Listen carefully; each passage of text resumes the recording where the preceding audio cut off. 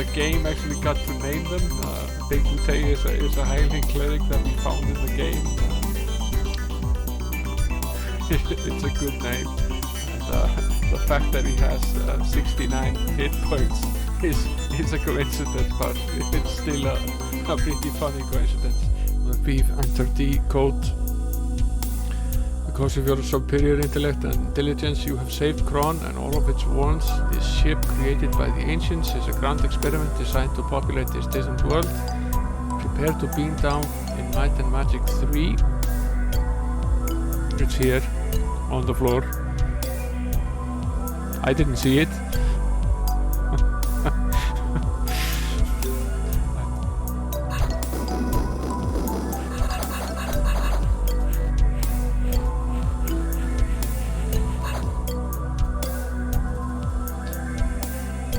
Thank you, my friends. You have banished chaos and rejected the false path of uncompromising order. Under the weight of the evidence and from the skilled pressure tactics of your lawyer, Lucas breaks down and admits to their crime. Congratulations, Ace.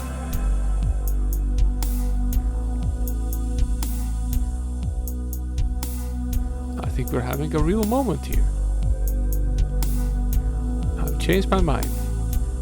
I can't give her up. You can have your money back. How could I sell something so dear?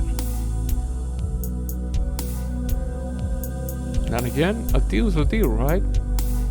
Right? Catch you later. Good luck. Enjoy. I'm out of here. Let's pick up the bottle of grog here. Pick up the root beer. Use the root beer with the jug. Apparently root beer works very well.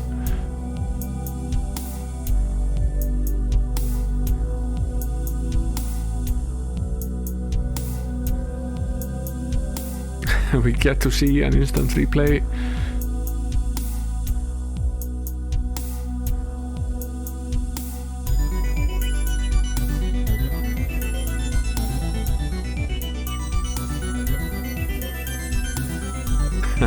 And a view from the blimp as well.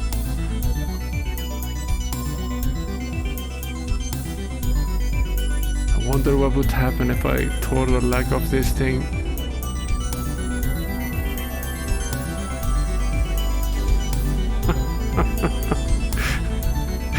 Ark. You have a reservation. Madre de Dios, es el pollo diablo.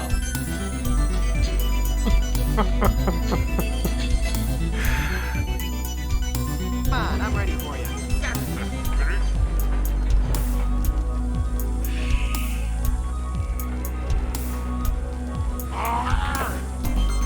Yeah.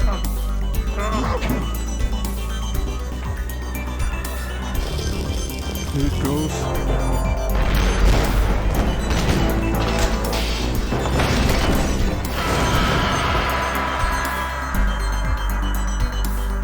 Enter visualization request. Let's try it in the other order.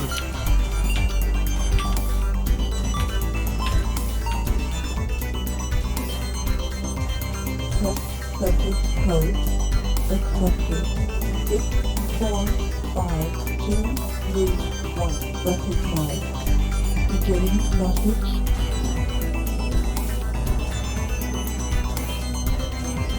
Grand experiment of the ancients to use the technology of elemental manipulation to create a completely viable ecological and social microcosm. This microcosm was then to be transported to a distant biosphere, Terra, to supplant its indigenous ecosystem. The need was acknowledged for a central controlling unit capable of compensating for expected anomalies.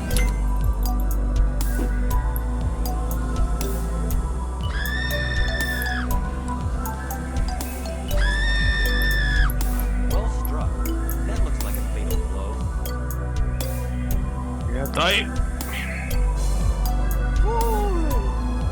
My death will not save you from our wrath. Are you going to plug me into Link, sir?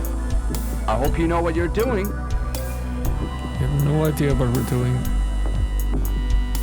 But Something is happening, I think. Yes, I'm gaining control. I found my destiny, Mr. Foster. goals in the middle. Perhaps we didn't even need to know that. The yellow crystal is over on the left side, and the blue one is on the right side.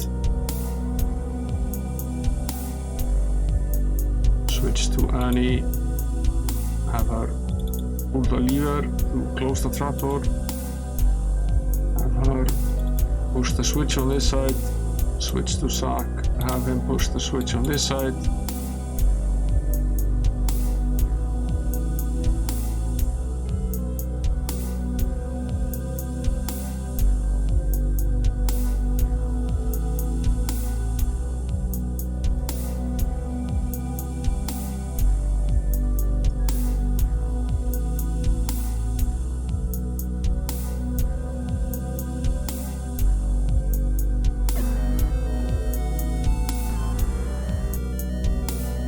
On our way through this wall.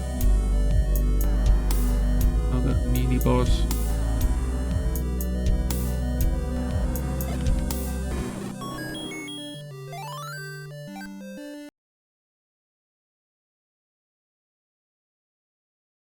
Good evening and welcome in. Hope you can actually hear me. I was going to go live many moons ago, but I had some issues with the Amiga. Doesn't actually see more than about 1 gig of the total of 20 gigs of hard drive space that it has. Seems to be something corrupted on the SD card that connects to the SCSI2 SD device in it. It's been a few weeks since I booted it last, and obviously something has gone wrong. So what I'll do is I'll take a look at that offline, see if I can restore it. I'm hoping that it's mostly okay, that I could at least back up some of it. It's obvious that I connected it. I connected the device itself using micro USB, and the settings are okay, but the device isn't responding in the same way as a setting. It sees a different SCSI ID than it should, and it also seems to think that the device number 1 is 20 gigs in size, where in fact it's only 4, so there's something weird going on. Hopefully it's a minor thing and I can just have it corrected, but we'll see. I had to spend some time getting an emulator set up for the Amiga on the streaming PC. That took a while.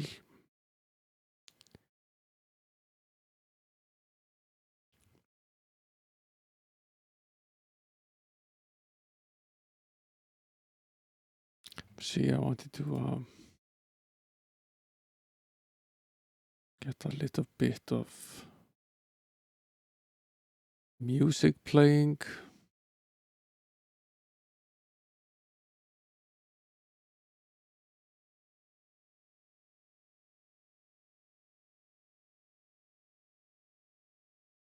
See if we can't make that happen.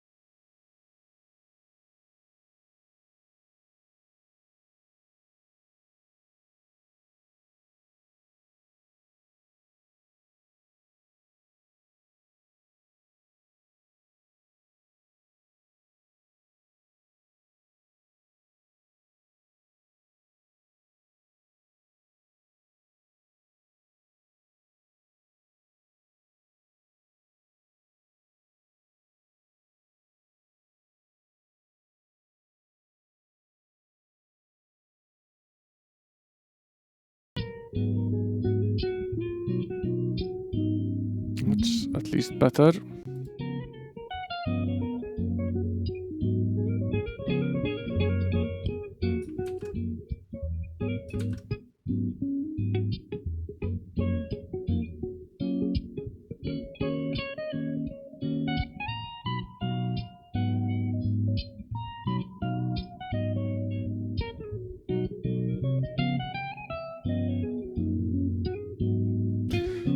That's improved.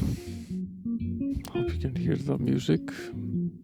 Should be able to hear the music at this point.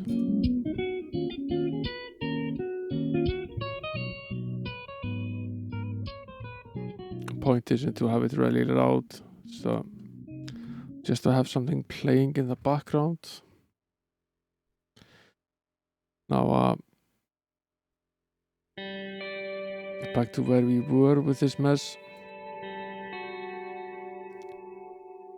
Now, a short reminder of where we are, maybe perhaps before we jump into the Amiga side of things. Where's the any key?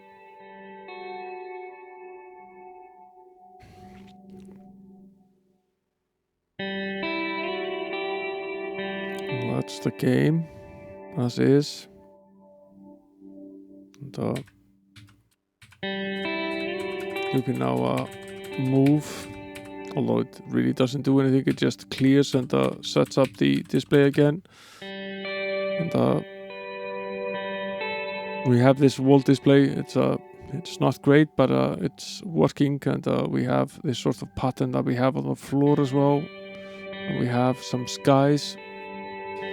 Now all of this is very basic, and the plan for tonight is to try to go into deep paint, because one of the things we need to do is take the wall and draw it in a perspective so we can have a side wall,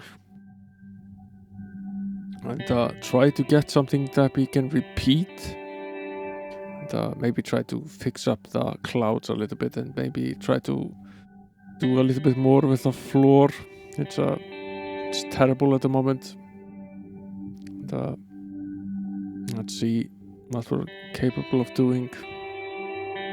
I have ImageMagick and NetPPM hooked up into the Ubuntu side of the Windows machine, so we can just convert the LBM files from the Amiga to PNG and run the C program on them again and convert them so we can use them in the C128 for the game.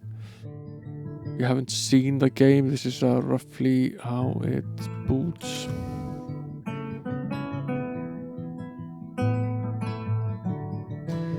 See if I can capture the 40 column screen.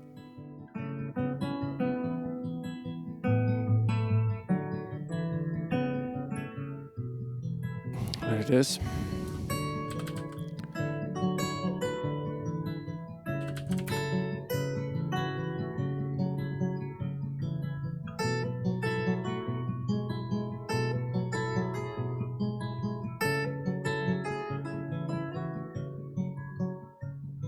That's roughly what we want.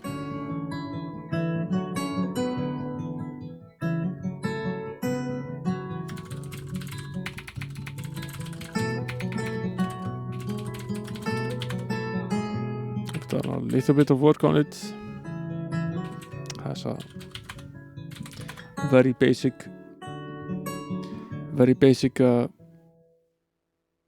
wig to display now when it's loading. Says game is loading, please wait. While it's loading the file from disk. Then it says switch to 80 column to play the game, at which point it's already hooked everything up to the 80 column mode. And what I had to do to make the game window 16 by 32, which we're going to need because I want to be able to display the map, and the map is going to be a 16 by 16, so we need at least 16 pixels down to be able to do that. And the resolution is then basically 2 by 1. It's twice as wide as it is long. on the display, which makes sense with the resolution of the screen being 480 by 240. So the game window has pretty much a 1:1 aspect ratio. And, that meant that I had to squish the messages quite a bit. I was able to fit something like 8 lines of text here now before, but now we can only basically fit 4. That's fine. You can basically print about 256. Yes, it is. Very nice moving cup.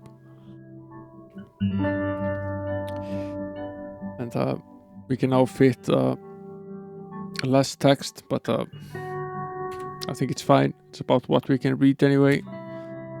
And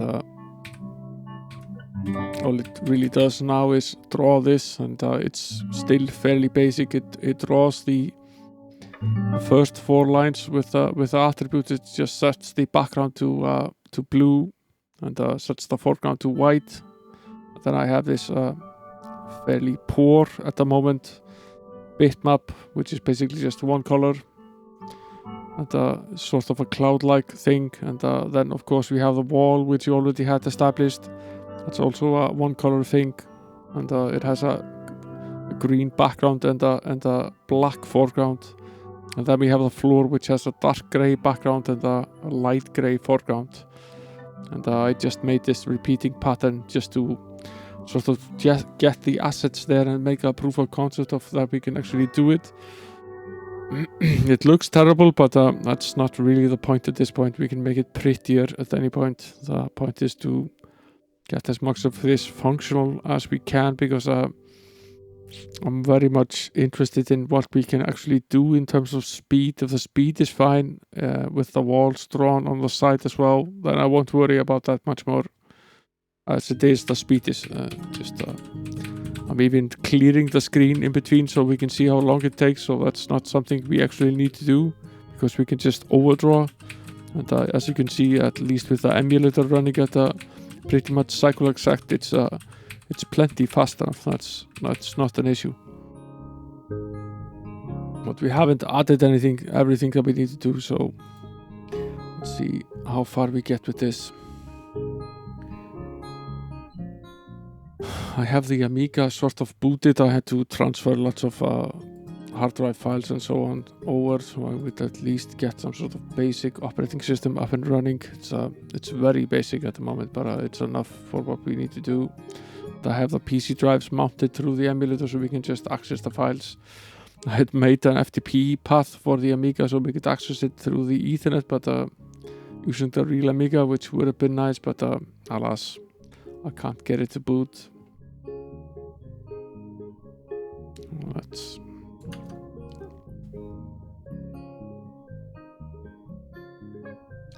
somewhere over here. This is Deluxe Paint.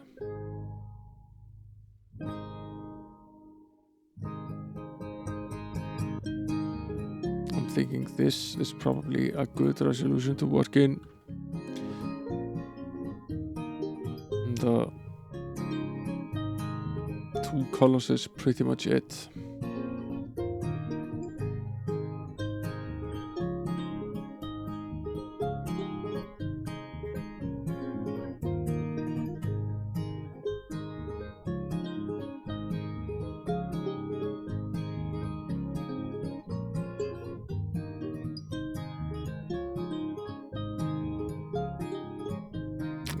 See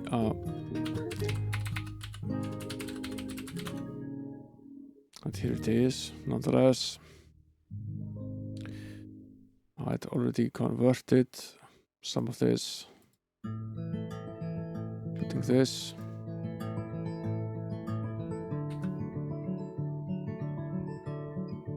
Let's see.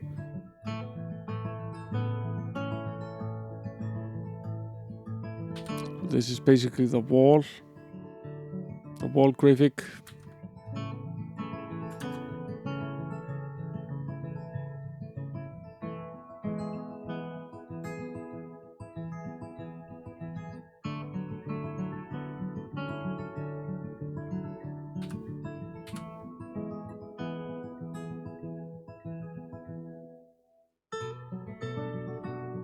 sometimes forgotten is that despite its age, the paint might still be one of the best bitmap drawing programs ever made. Despite the ready availability of lots of more recent software that can do lots of different things, the paint is just so incredibly nice to work with, particularly when you're dealing with a very small number of indexed colors like this. It's just so smooth and easy to work.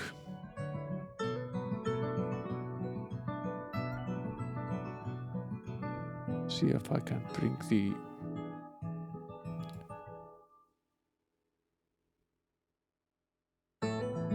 chat up here somewhere.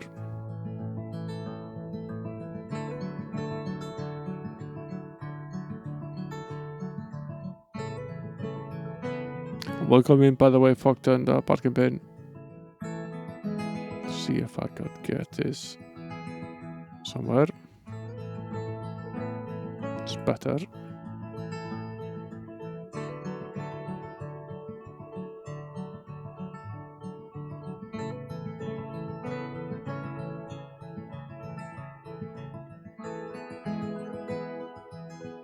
Okay.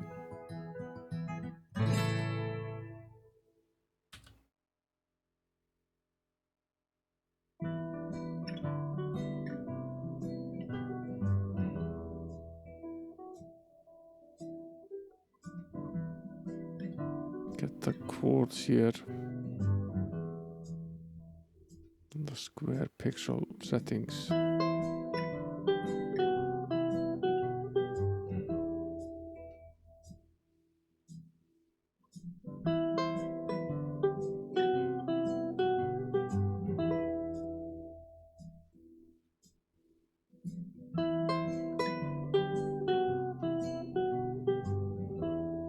Now, as it turns out, it does need to be a little bit wider. The graphics, if they look like this on a regular display, they need to be quite a bit wider to actually work properly.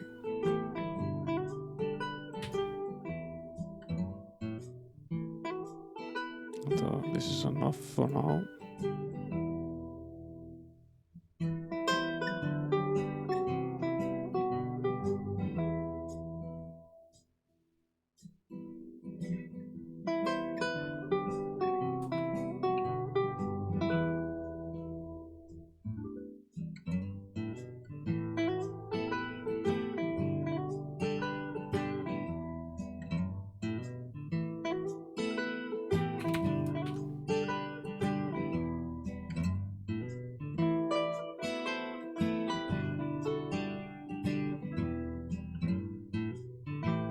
Trying to remember how we use this perspective feature.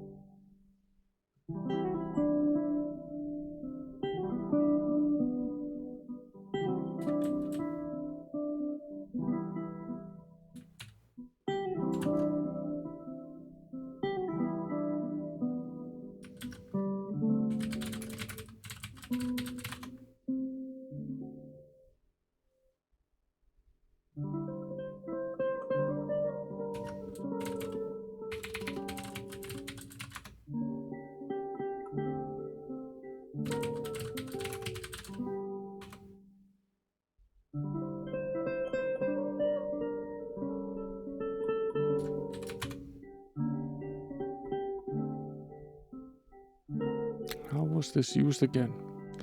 Don't remember this being very complicated. We already have the perspective frame around this.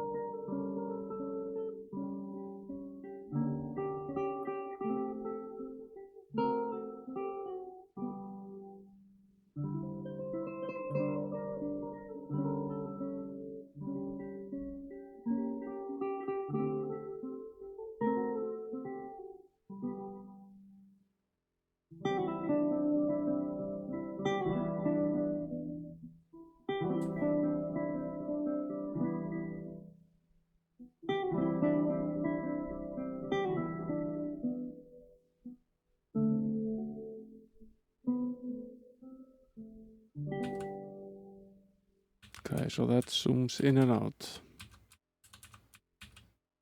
That's what this does. Finding the right keys to use.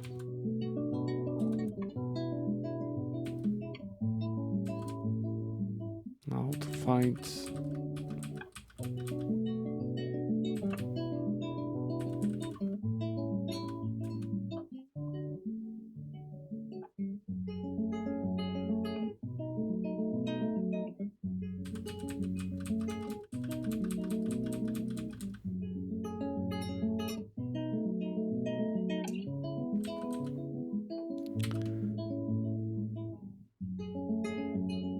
Hey there, Potty Cactus, welcome in. I'm relearning D-Paint. It's been a while.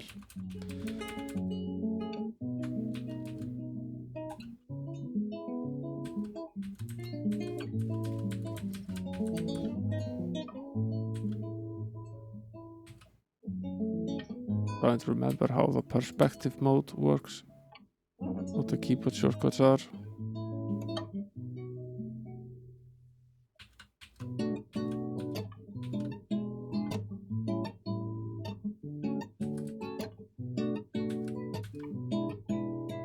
That's how you turn it full tilt.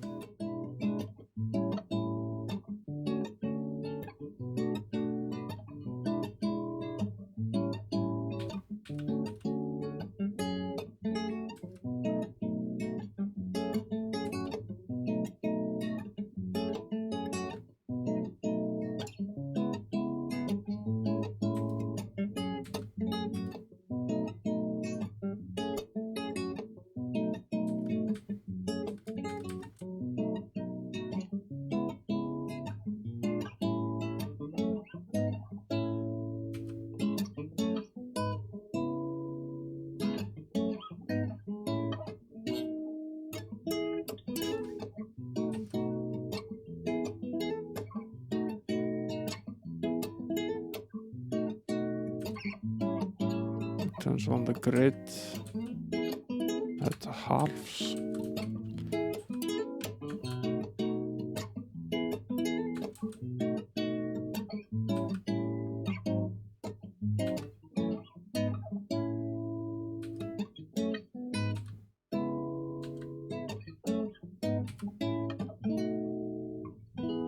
J is the swap.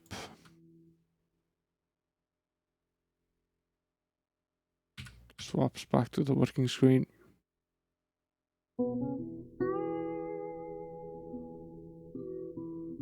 Yeah, you might be right with the numbers.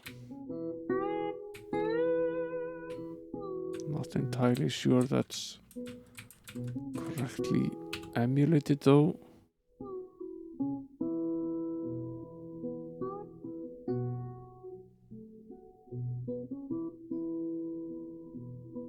Annoying not to be working on the real Amiga. I do have a numpad, but I'm not entirely sure it's correctly emulated.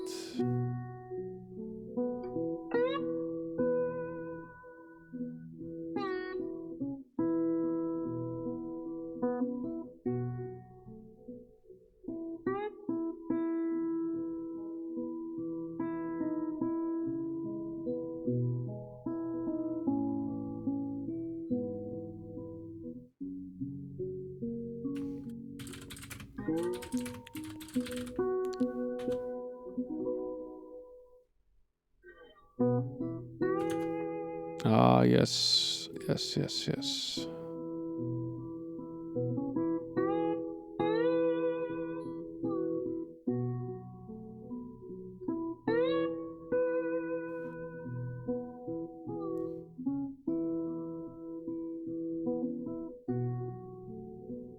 It's possible that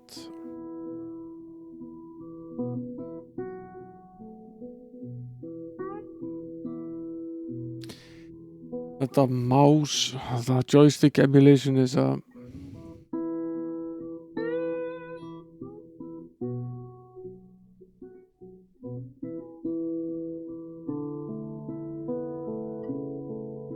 overwriting the numpad.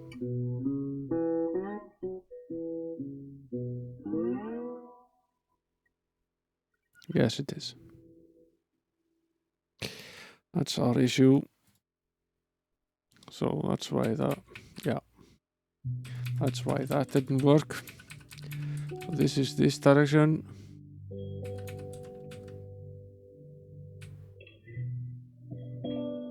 That's right. Shift is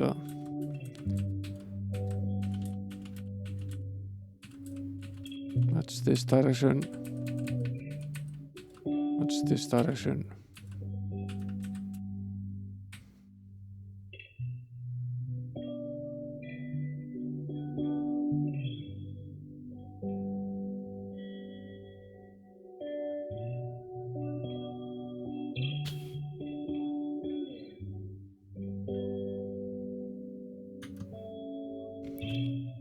I made a rough drawing in the Discord today of how we might want this to actually look like, or what we would like this to look like.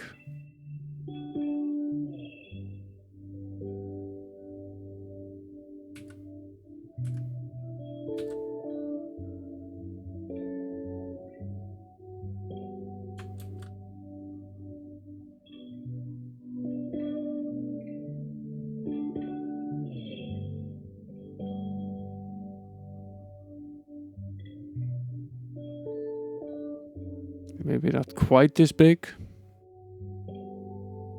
but decently big though.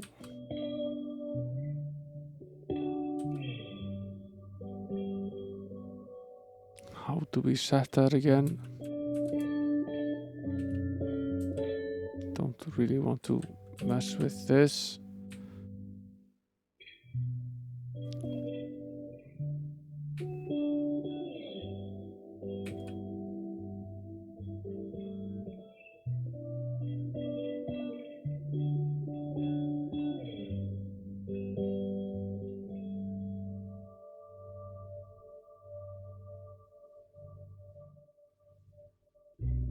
This is roughly what we want, right?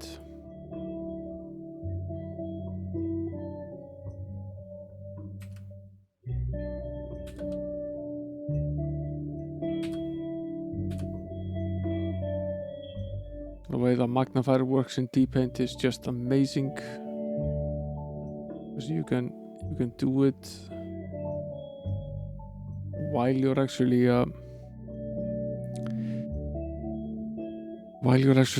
toiling away at cutting something. You can just press the magnify button with the keyboard while you're actually doing something, and it will zoom in. You can zoom out while you're doing it as well.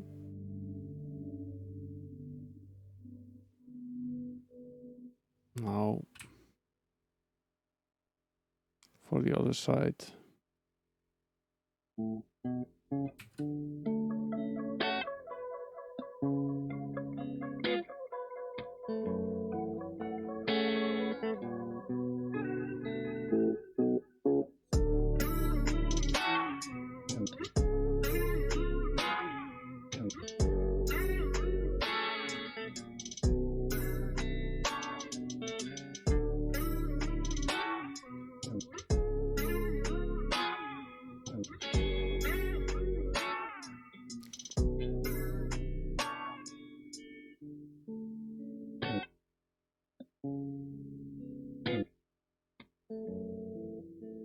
That's about right.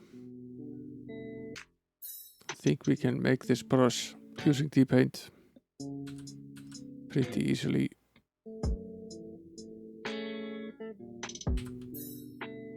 Okay. Can't be quite this big though. Let's cut this out again.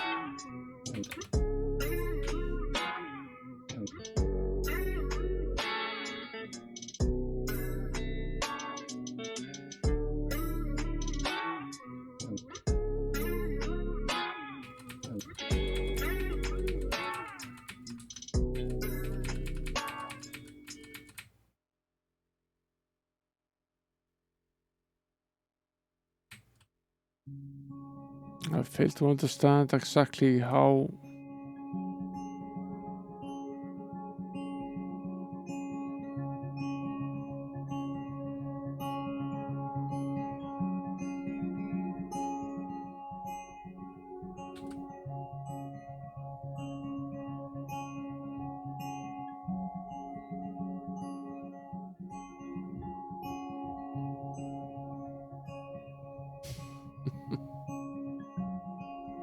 That sets the center of the view.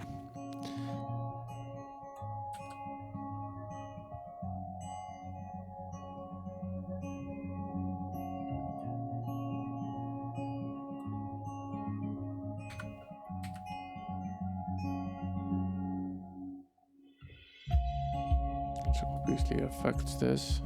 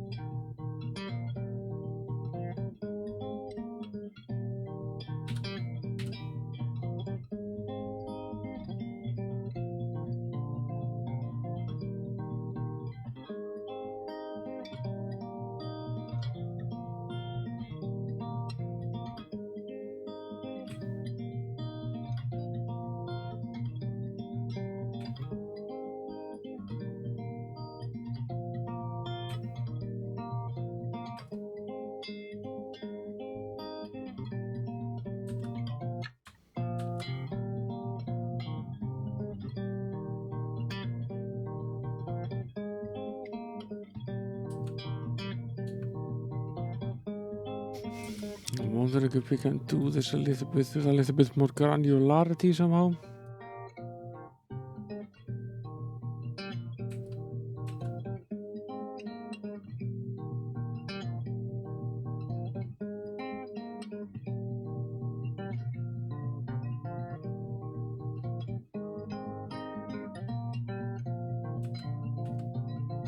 This is quite a bit more granularity.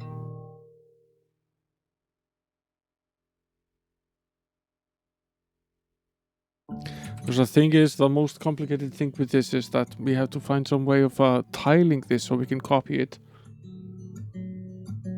Obviously, I'm aware that we could do the entire game in isometric view and just use isometric tiles and rotate them around, but the problem with that scenario is that that's very ill-fitted to the to how the VTC display chip works. So if we decide to go down that road, then we obviously have an issue.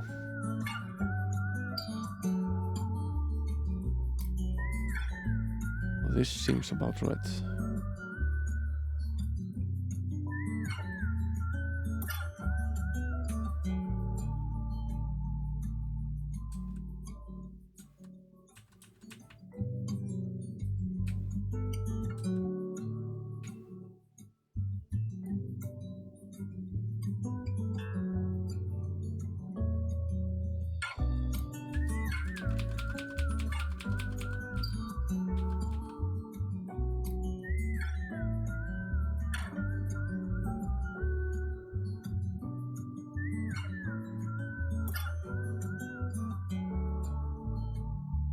I'd say that's a little bit too much.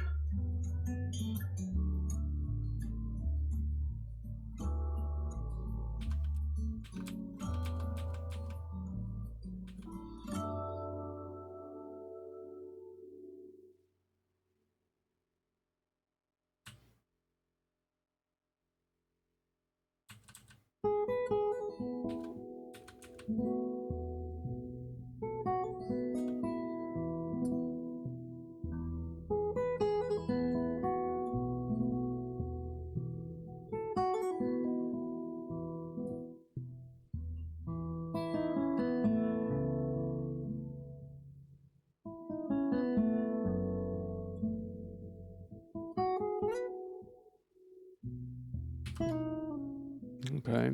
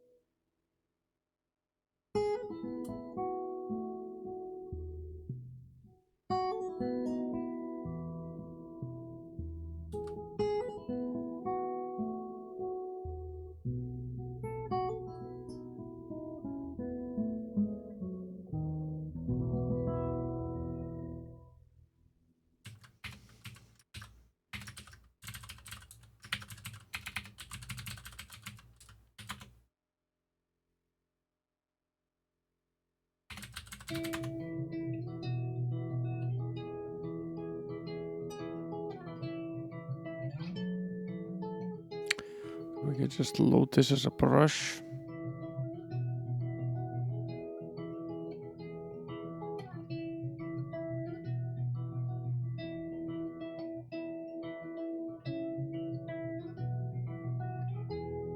Hey there, raising the beam, welcome in.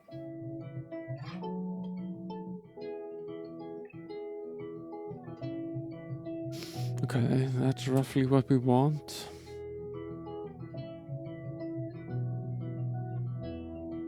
So copy this. Go to the swap screen.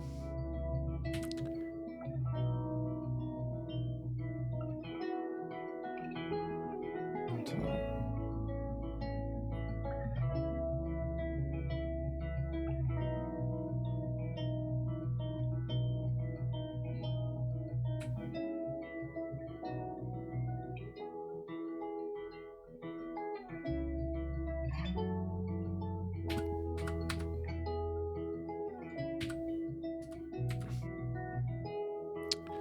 we should do so set it up like this.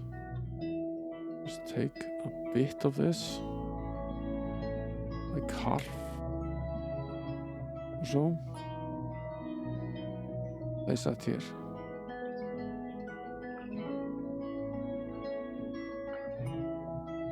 That's roughly what we want to do.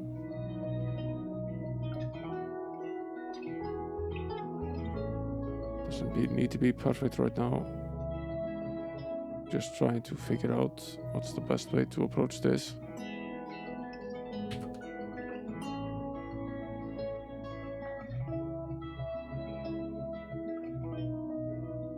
Now in terms of background and foreground, we can easily just swap that around in the C program that actually makes up the sprites or the bitmaps. So it doesn't really matter which color is background and which is foreground. We can swap that around.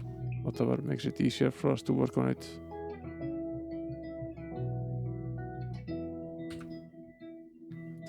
In reality, what it's like is actually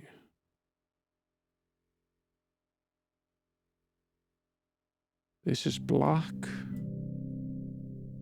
and this is green. That's what it actually looks like on screen. It's roughly like this.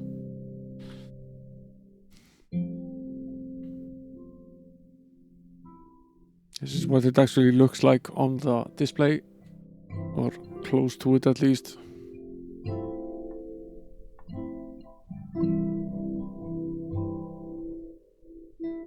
So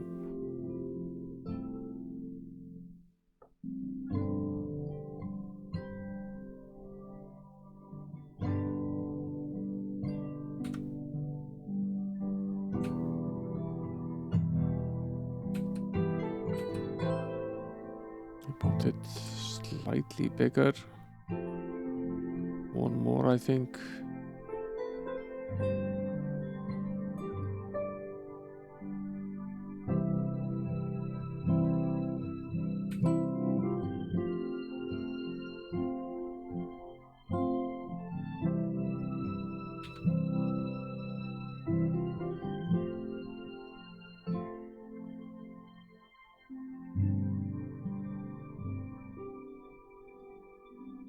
That's about right.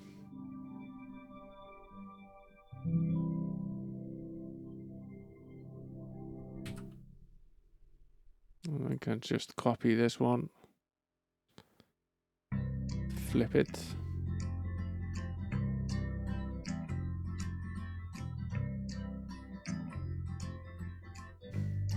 That's the illusion we're after, right?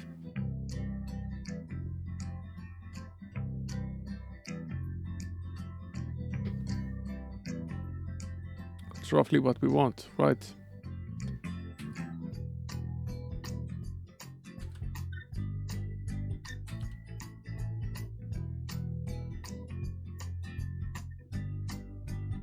Get a few more colors in here, as we do use more colors.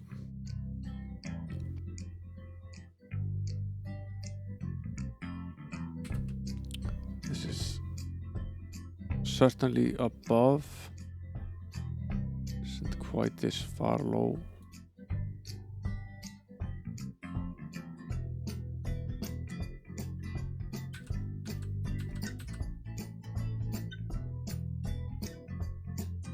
Where did my brush go? That UD paint.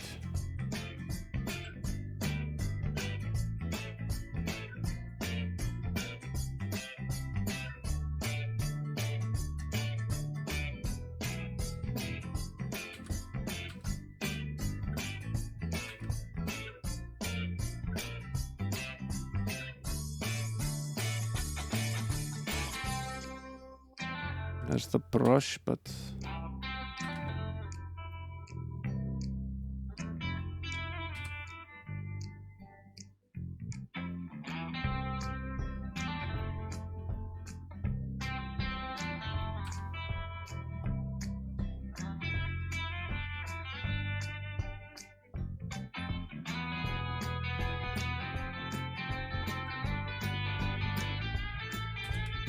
fine.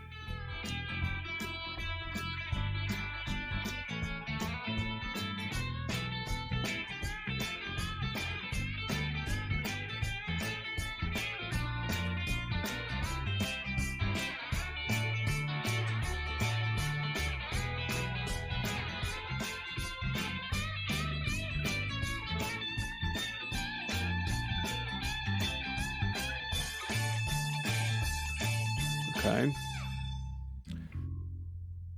That's roughly what we want. Let me just very quickly here convert the terrible clouds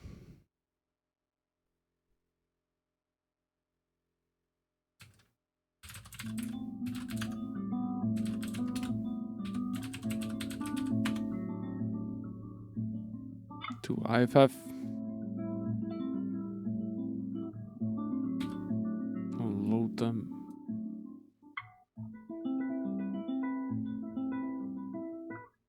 There's a brush. I have to recolor them a bit.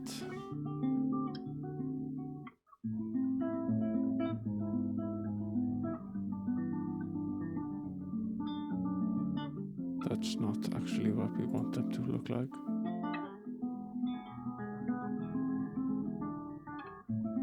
I'll just want to set this again.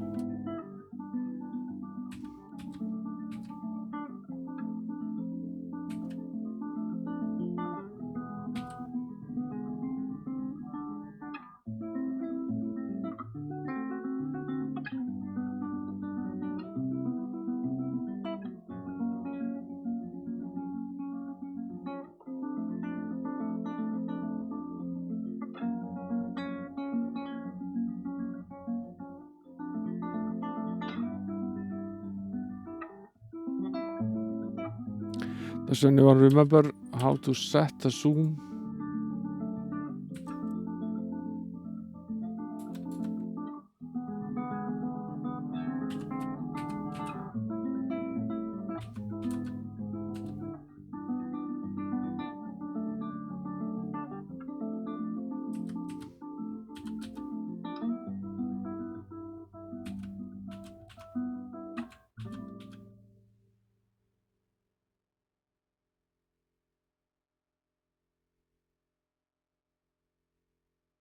There is a way to increase and decrease the zoom.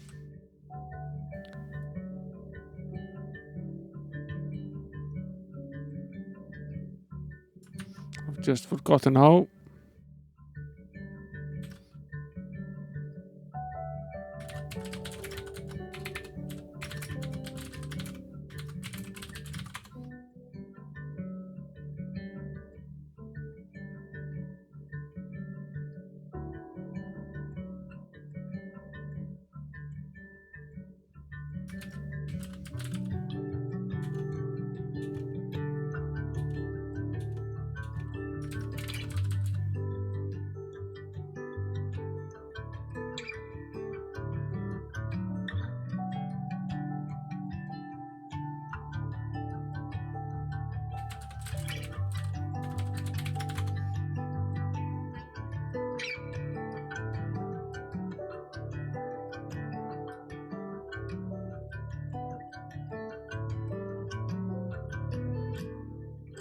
I've located a manual.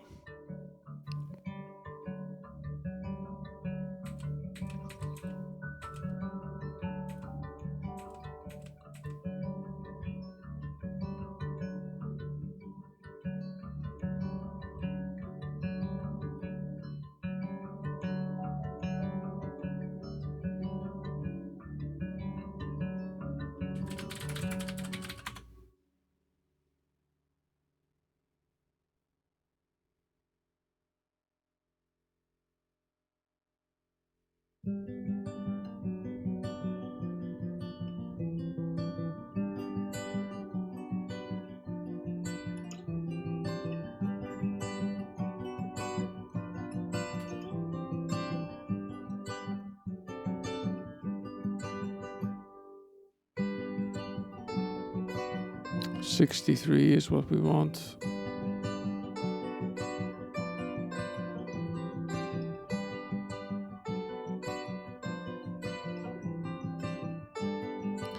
Appendix B.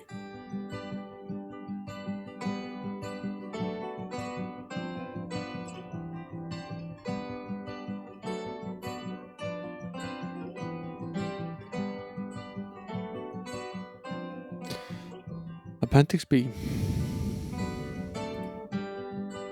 Right.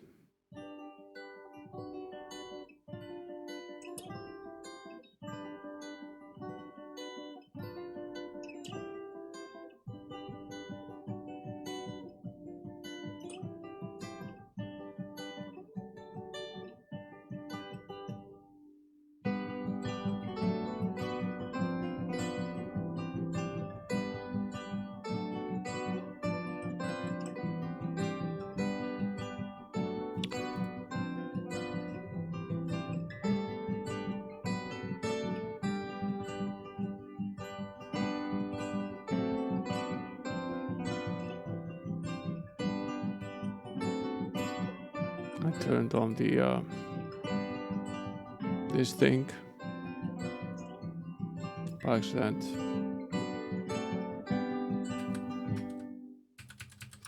It is supposed to be here. I have a feeling this is one of those times where the keyboard doesn't quite map correctly.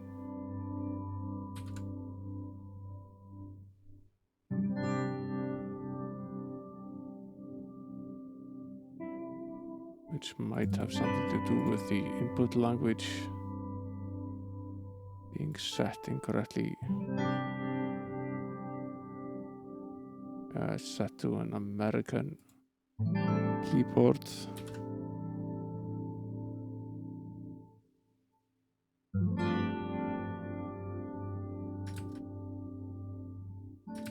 Still doesn't actually do what we wanted to do though.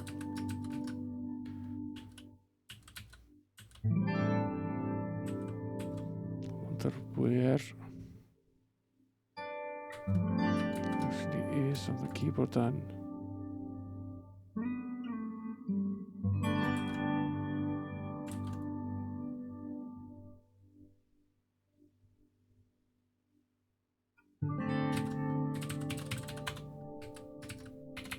This does produce the correct keys. This is the keyboard shortcut for it.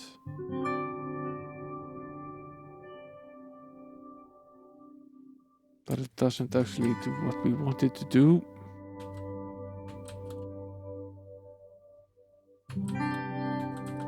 Okay, it does work using the shift keys. That's how we adjust the zoom.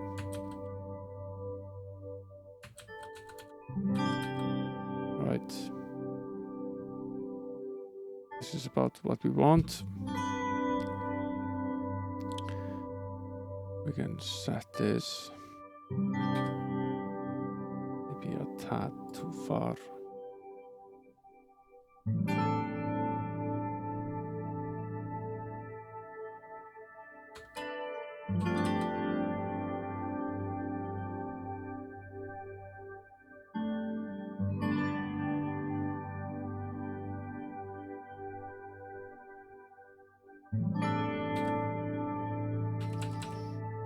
Ah, yes, the flat fail.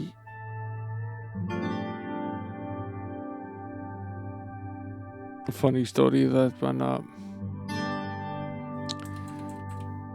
they were presenting the Amiga, what the hell is it doing?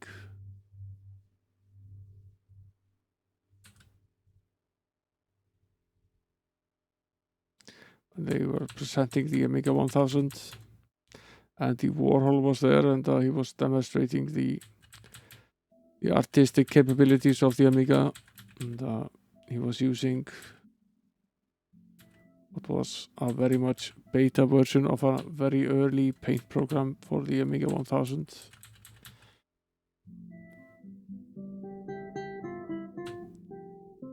And one of the things that hadn't been ironed out in the beta was flood fails. It had known issues, and it was unstable, so he told him on no uncertain terms that he wasn't to use it under any circumstances during the demo, and he should stick to the tools that had already been debugged and found to be okay. Of course, being an artist, he didn't listen to that. During the demonstration, he used the flood fill multiple times, and I'm fairly sure that the developers had a terrible time during the presentation.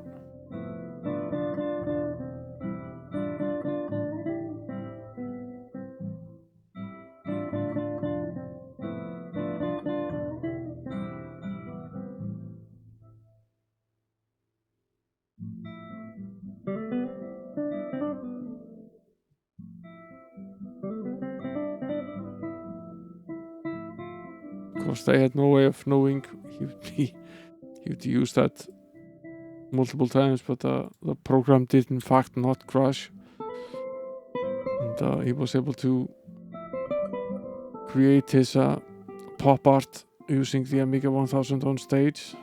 Alongside him during the presentation was Debbie Harris. I'm sure they had a good time, as I'm sure most of the people in attendance did. That event does showcase a little bit, though, that Commodore didn't really know what to do with the machine they had just bought.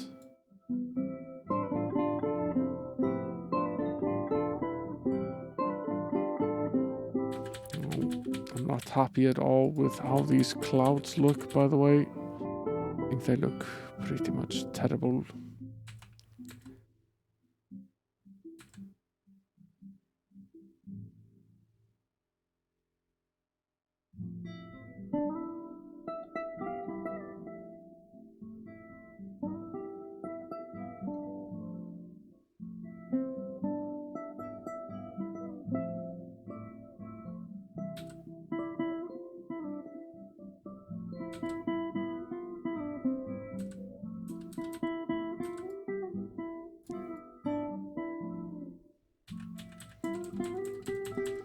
I think that actually looks better than what we have right now. Perhaps not saying very much, but still I think it does.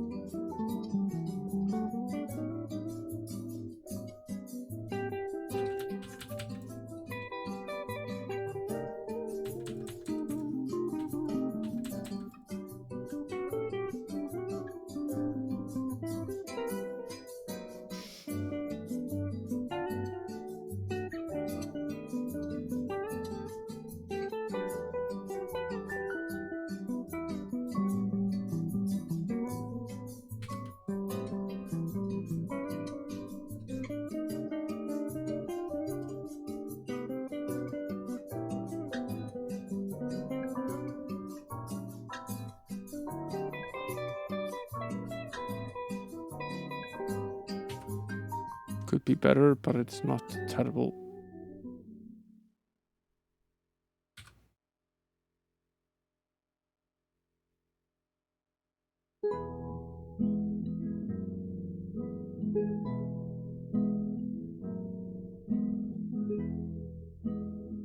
Now, my main concern here is how is it that we map this madness?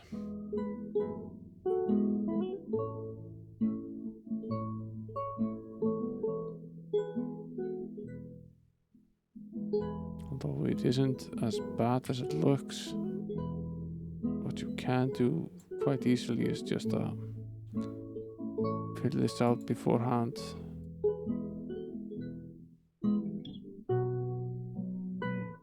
What I'm most likely going to do is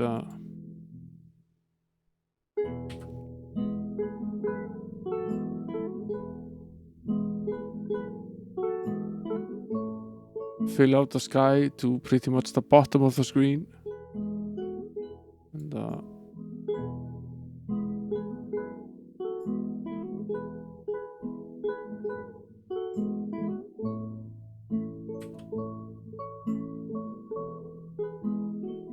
then just overwrite it with the walls.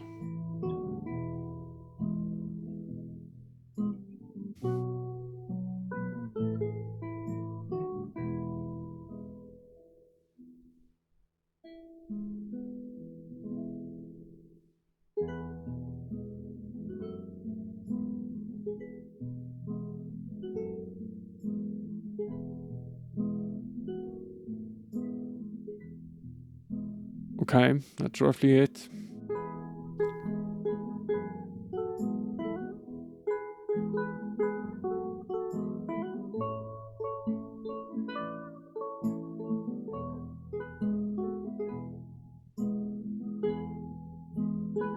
To right.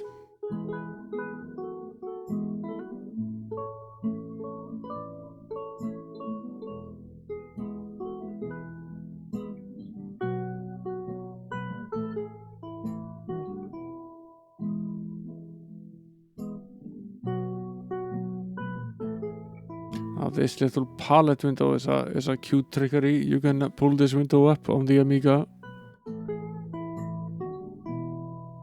and even if you're only working in something like 4 colors, what it's actually doing is it's drawing up a 4096 color low resolution screen that's being dragged up. So what you're actually viewing is 2 different screens, one that has 4096 colors and whatever color screen you're working on. You can see the entire palette. It isn't, as you can notice, it isn't totally pure. That's because it's hold and modify, but you can still see and edit all the colors even if you have far more colors in the palette than you can actually view on screen.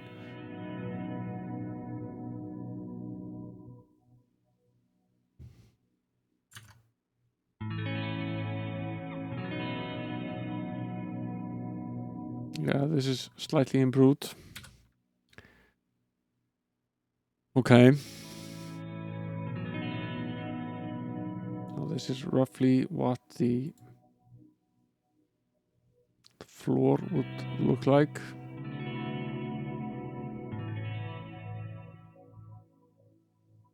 Why are we doing this on the 128? I don't know, because I think it's interesting. No.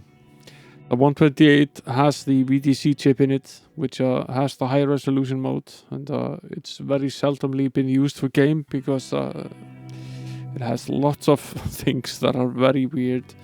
It's basically a display chip that Commodore had designed to use with their C900 Unix workstation, which is a product they were working on before they acquired the Amiga, and it was a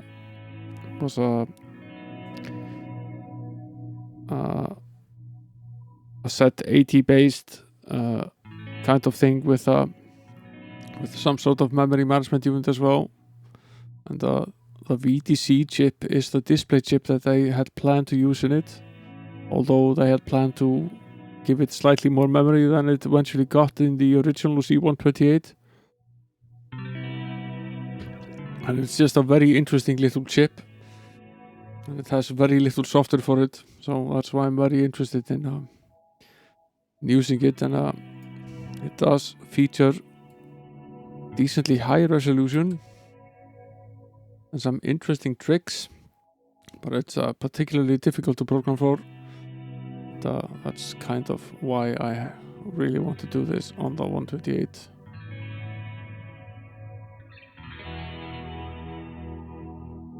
So on the we take a quick glance at what's going on there. So this is the this is the 40 column display. So that's the VIC chip. That's what the C64 would see. So if we say go 64 here, switch into C64 mode. And the VIC2 chip is basically the only thing the Commodore 64 has. Now, this particular game loads up, and by default the 128 always starts in the 40 column mode, so we do the loading from there, but we don't have to. It just all the VIC2 screen says this game is loading, and then it tells us to switch to 80 column mode, and that's the VTC chip. That's actually where the game is. So this is a totally different video output on the machine. This is a CGA output. This is a digital 15 kilohertz signal. Yeah, I bought one of those CGA to RGB adapters. It arrived today. I have it here. And that should technically allow me to just hook it up to the Mister or to the OSSC and just capture directly from the 80 columns, at least in theory. And I bought one of the ones that both supports CGA and EGA amongst other things, so I could use it for multiple things as well. But there are slightly cheaper 128 only versions that have some different things you can do. So I'm hoping this is good enough. Take a quick peek at it.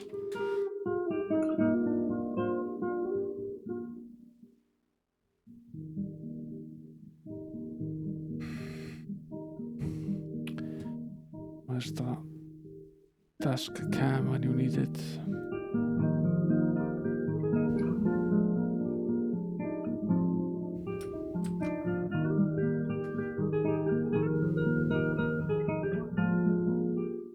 There it is.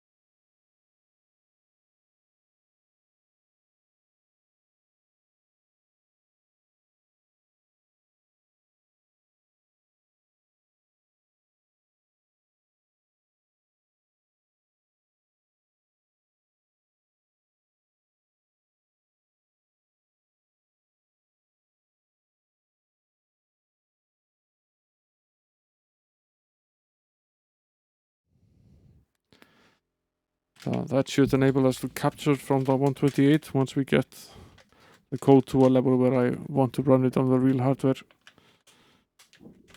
right now it's very nice to be able to just debug this using an emulator, because you're making constant changes to the assembly code and running back and forth, getting that all to a floppy disk and moving it over to the 128 is a massive pain in the ass.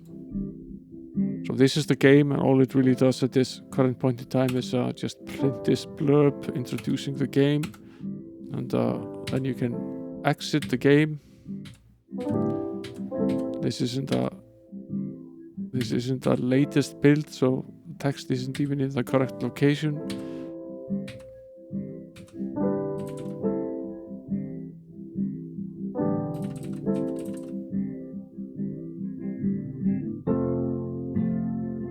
Maybe I should rebuild the damn thing.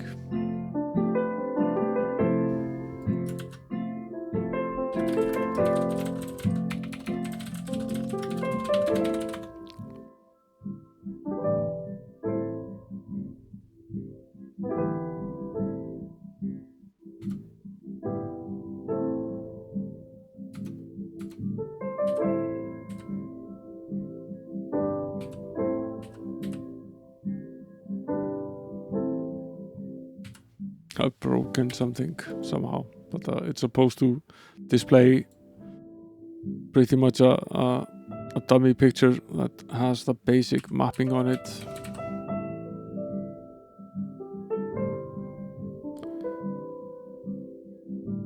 And, what I sort of wanted to look like, I wanted to look something like this. Now we can, I think, continue filling this in. That's roughly what the floor will look like.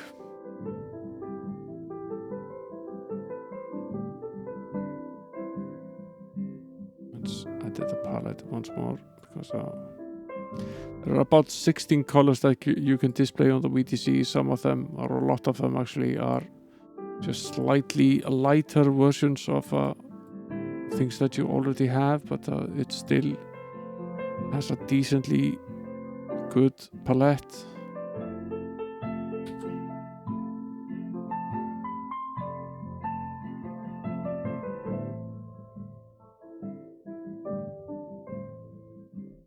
I wonder if you can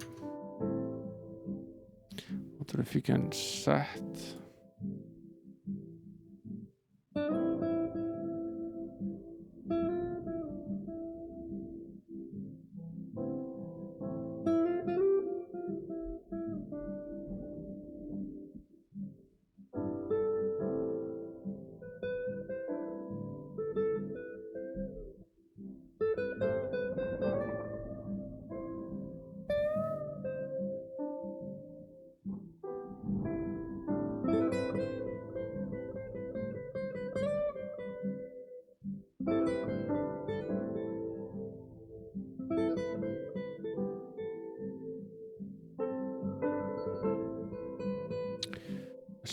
the intensity of the airbrush.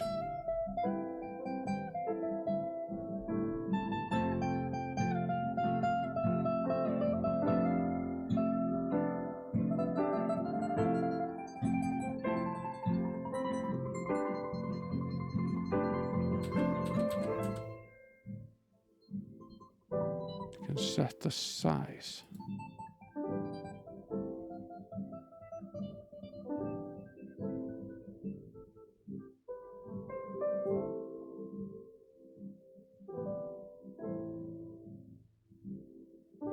Somewhat does what we want. Okay.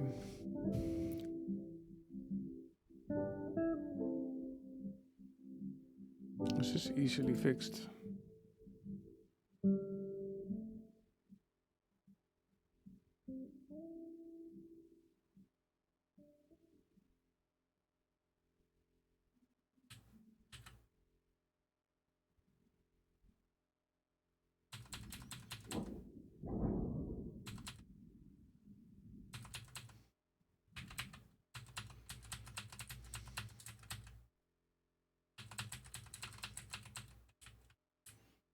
That's fine.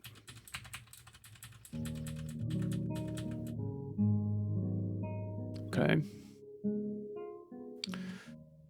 So that's roughly what we want it to look like. Now the question becomes, this is easy enough to deal with. We know how to do this, and I already had that working just fine.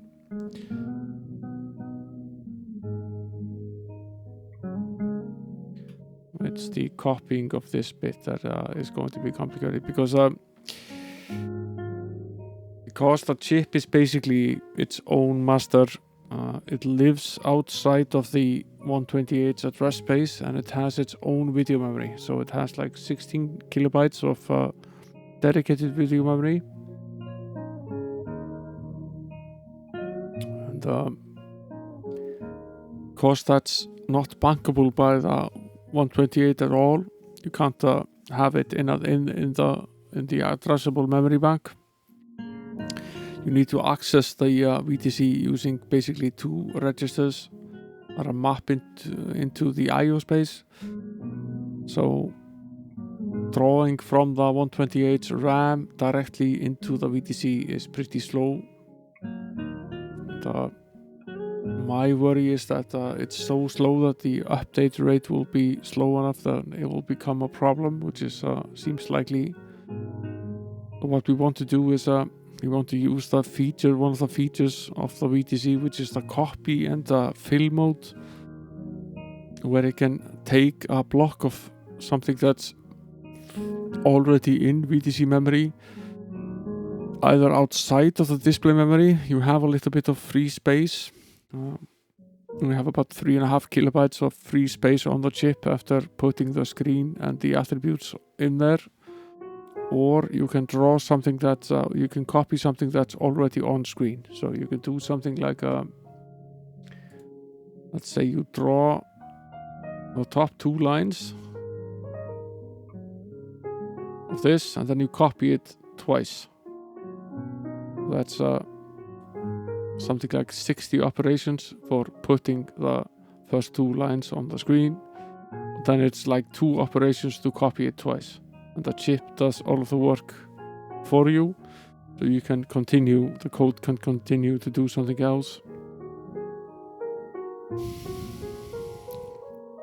That's very easy to do and, in a row by row basis for something like this brick wall, because these are just identical rows and they're just copied down. So this is just a bunch of tiles. And you can copy it directly downwards. That is obviously not the case with this. For the side wall, you can't really use the same method with the side wall. This isn't something you can just copy.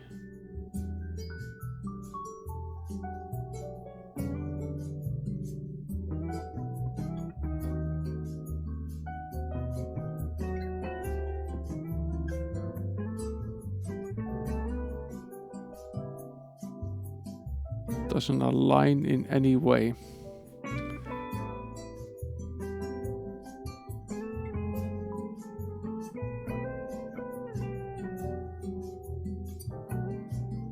Is it even the same height? Is it?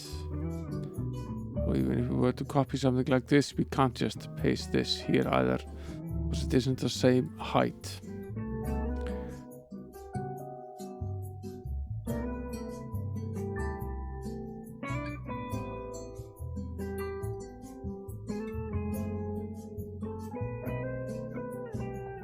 Sort of wondering how to approach this.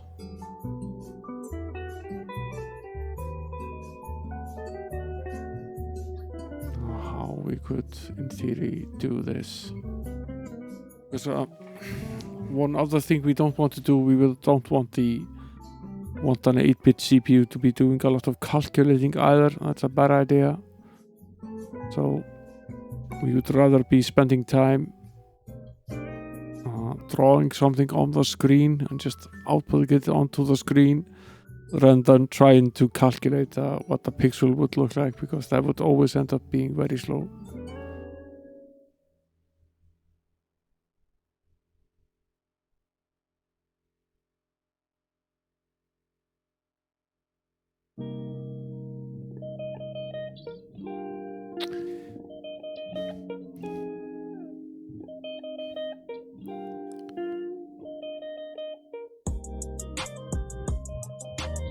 Now, one of the issues is that if we're going to try to do something programmatically, there needs to be some sort of rule for the progression.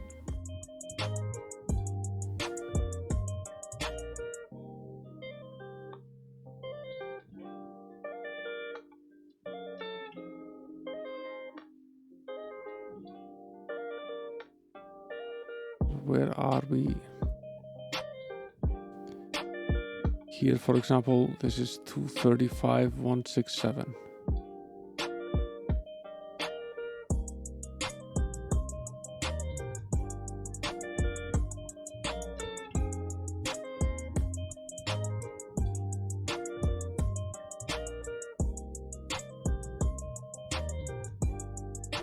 And what we need for the attributes to work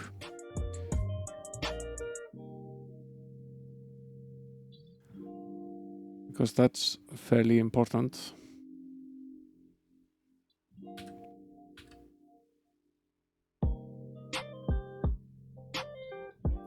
We need it to go down by 8 pixels as it goes sideways, 8 pixels. Because that's the color map that we have. We can only set a background and foreground color on a 8 by 8 pixel basis.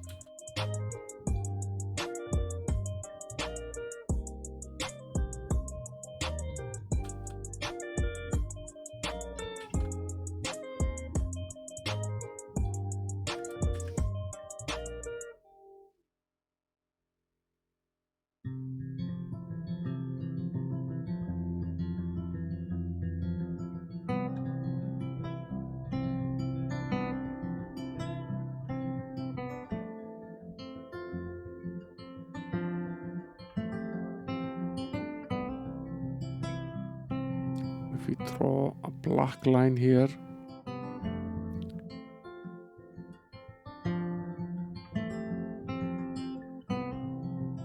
which pixel is this? The bottom here. This is 31 and 38.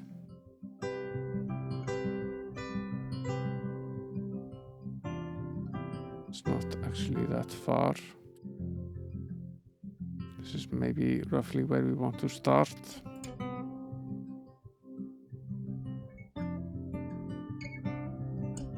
Might as well put it on an even boundary. Put this at 50-40. Okay. If we start at 50-40, we move to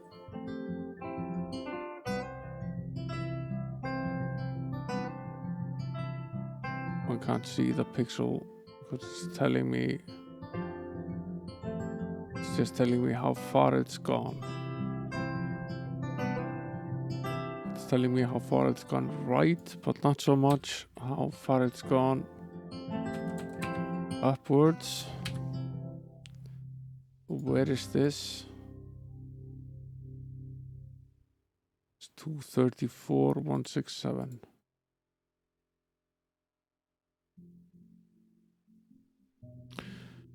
How far is that?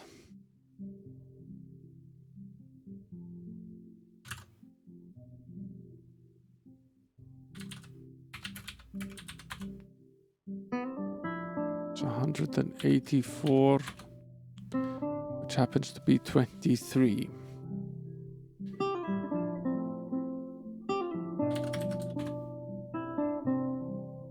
So it needs to go 184 in the other direction as well for this to work when we try to map it.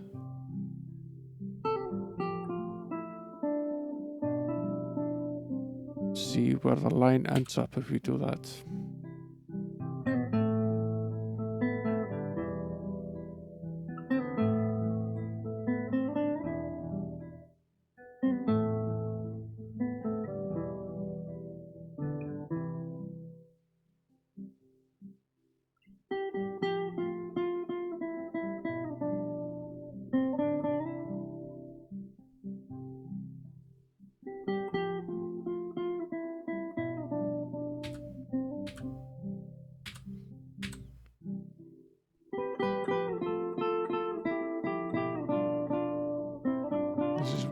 167. This was what, 40. Needs to be way higher up.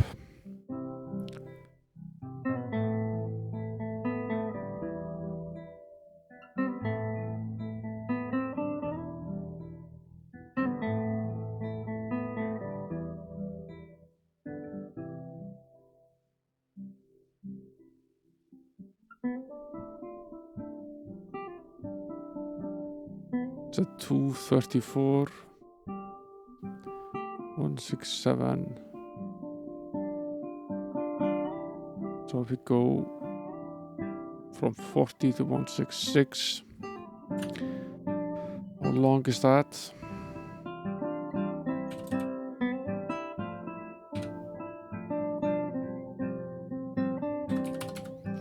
It's 126 pixels. That's about 16 pixels down. At the same time, we need to go 128 pixels out, which is roughly where?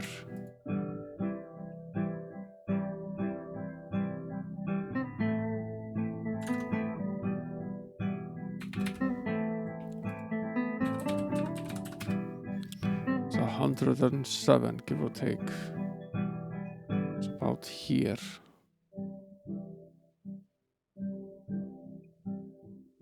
The end coordinate be something like this. This needs to be the incline of the wall. If we were to make this work. This is 119.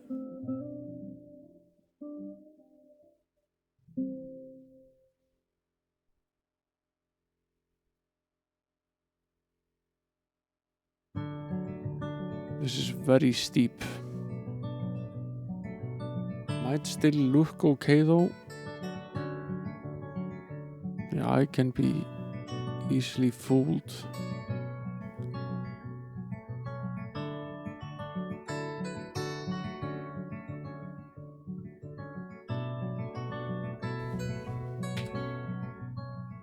What's the angle on this?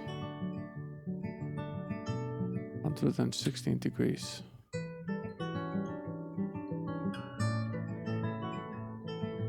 Basically like this.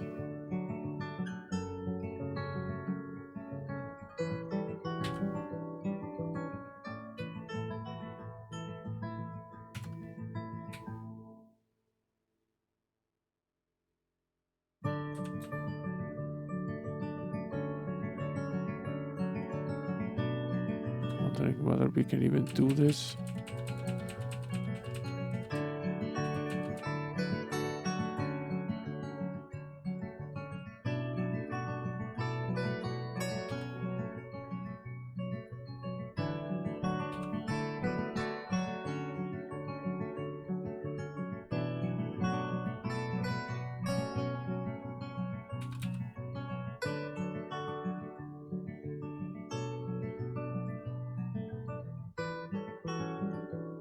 It doesn't need to be exactly the same location.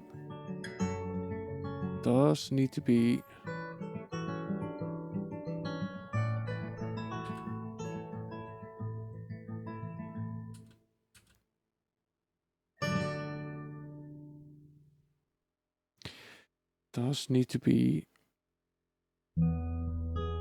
roughly the same height though. Okay. This is obviously way too steep. The question then becomes, can we do this on a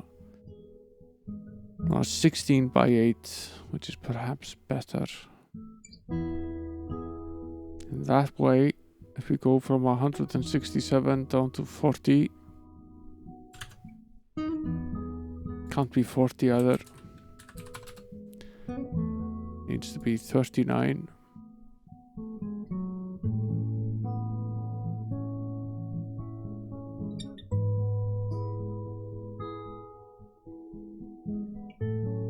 If we go from 167 to 39, That's exactly 128.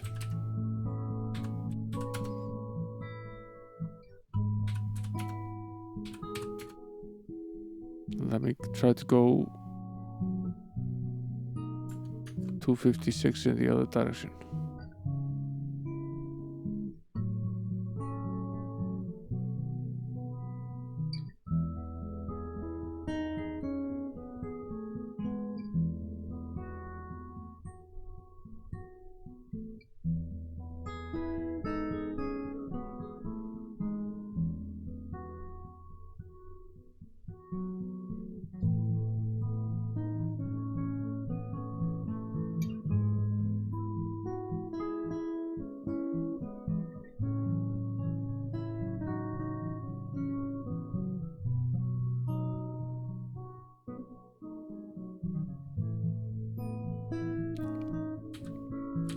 Don't actually have enough space here to be able to do that.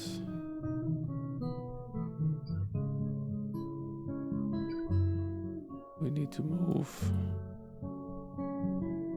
slightly further in this direction.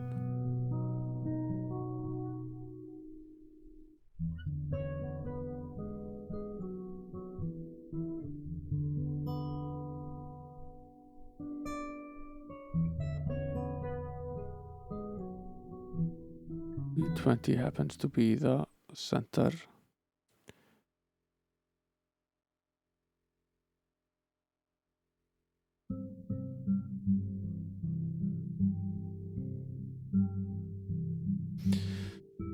Okay, so where are we now if we plant ourselves here at the top?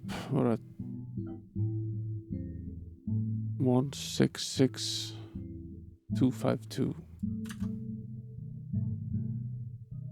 That's enough for... So we want to go down to 38,0 pretty much.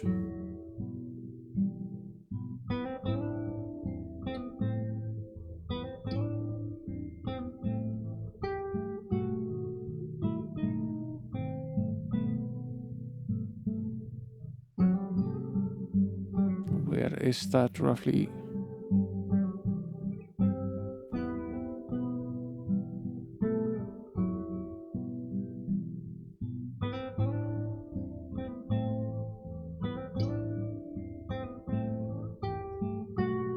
It's here.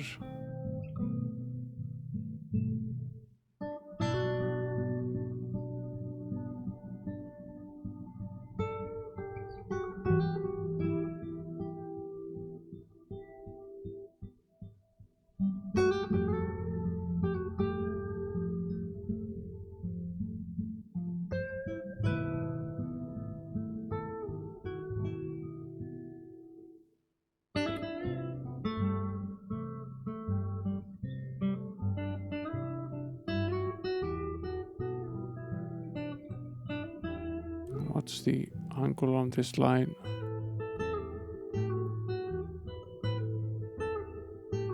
It's 134 degrees, give or take. It's like this, basically.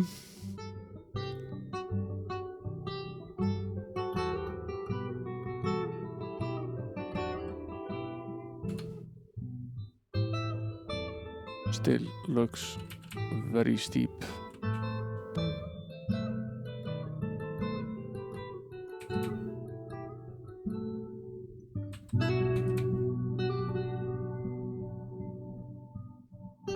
If anything, it looks sort of worse.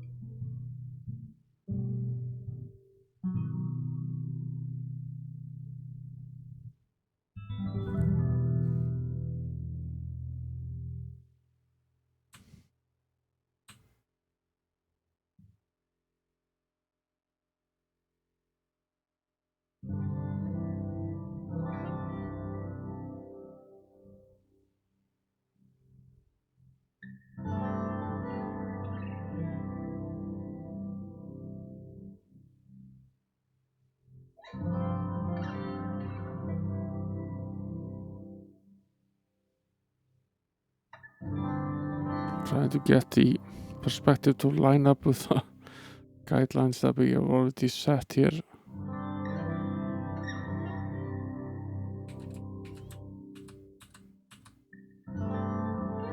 That's pretty close. Pretty much spot on.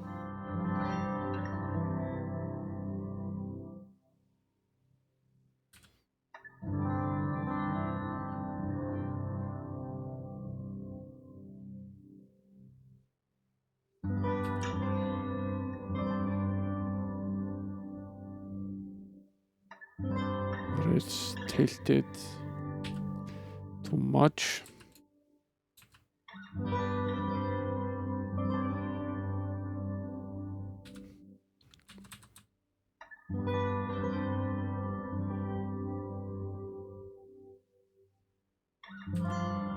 Maybe it's okay though.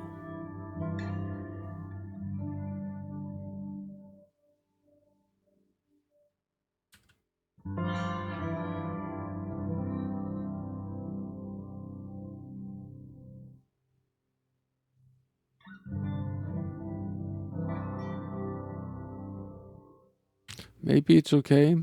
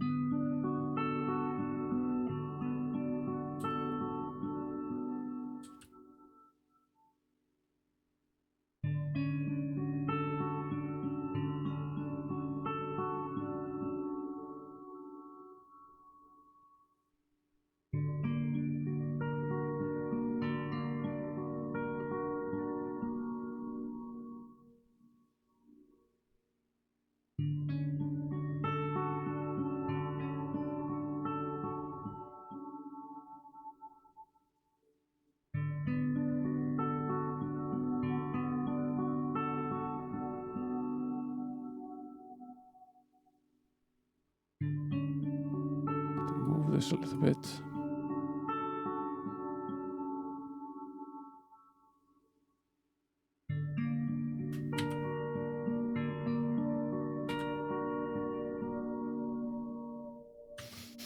How do I set the handle of the brush again?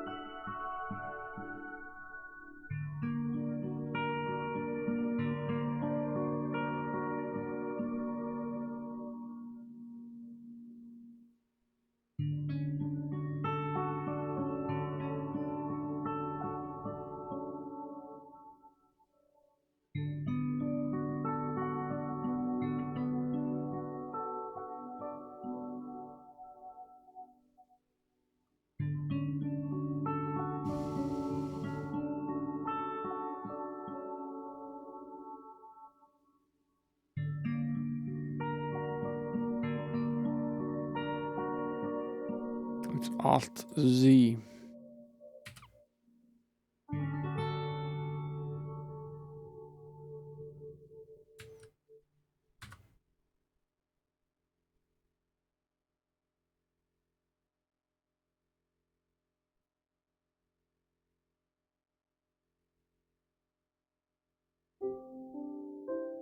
This is where we want to handle the brush. We need to know where this is.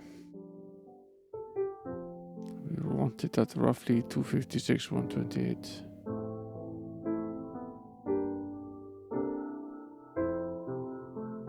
It's pretty much where we want it to be. Then this is the line we want to draw from roughly here and down here.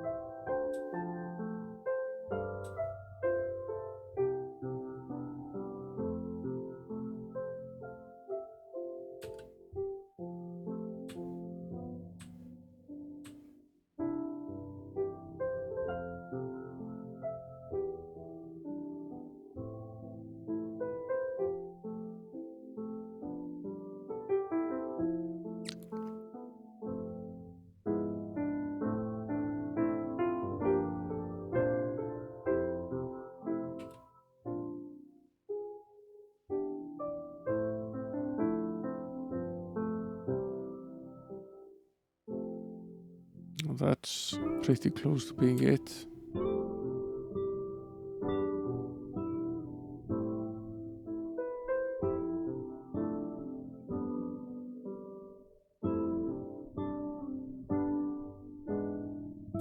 It's not too bad actually.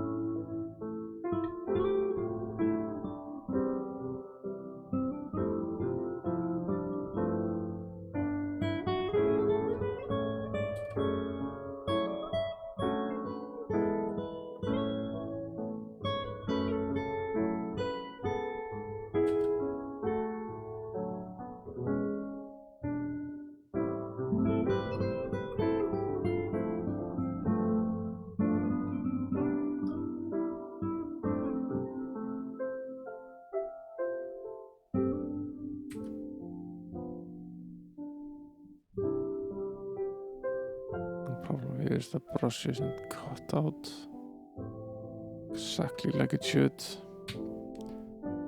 Obviously we need to rotate it a bit in this direction.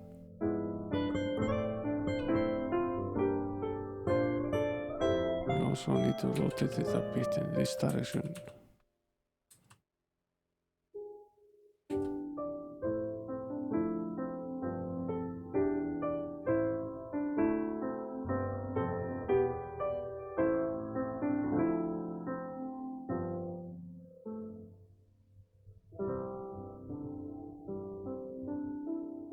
That's about it.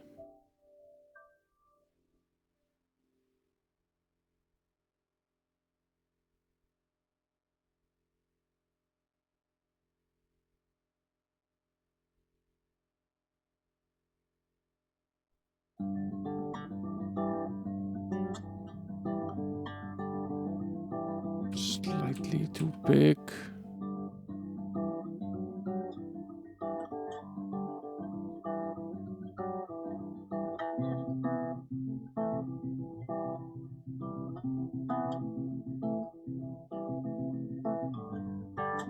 We can reduce it in size though.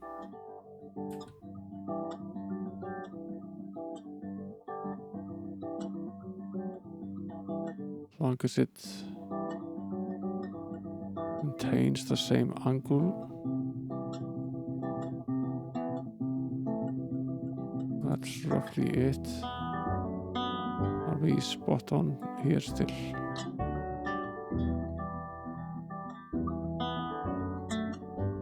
Not completely. This would be spot on.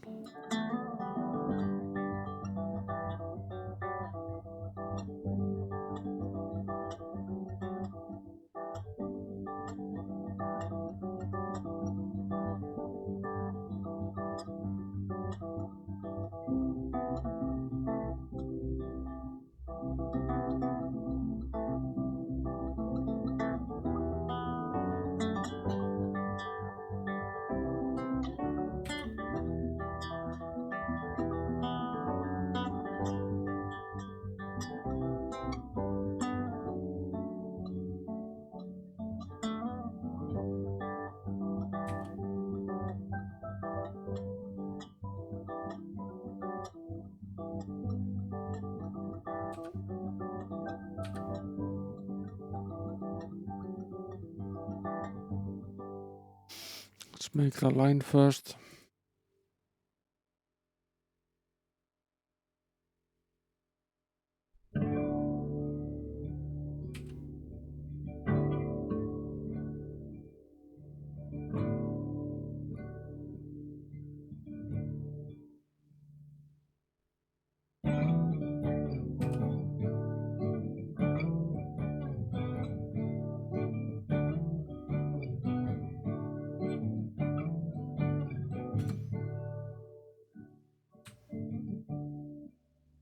First we need to rotate it in this direction. We need to tilt it downwards.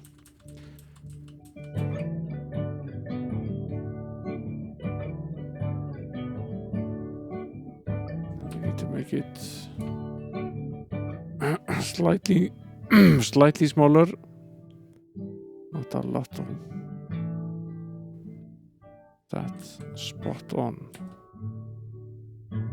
Maybe a little bit too much.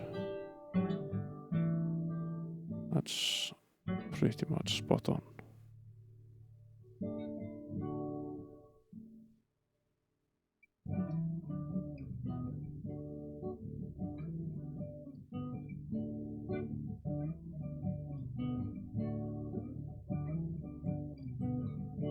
That's about it. How bad does it look? Take this and flip it around.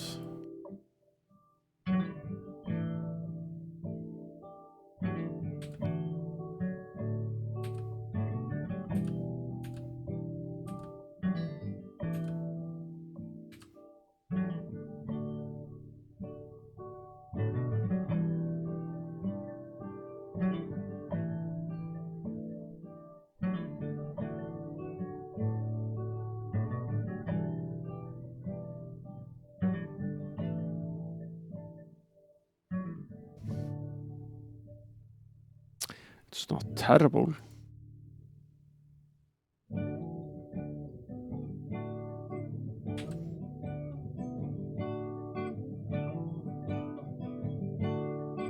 $257, $171.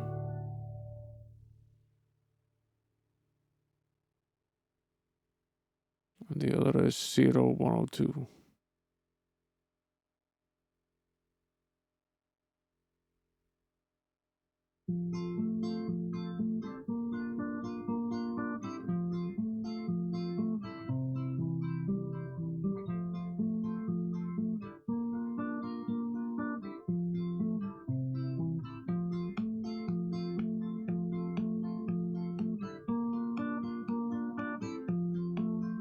This is obviously still 256.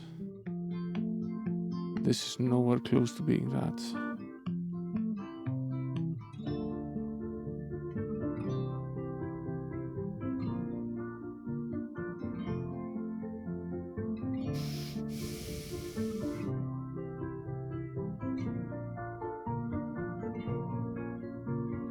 this is only something like 70.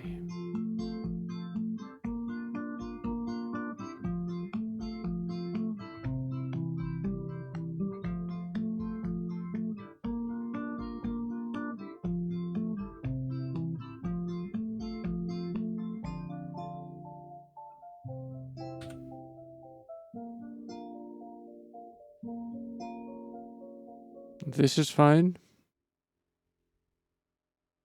But theoretically, this with the needs to have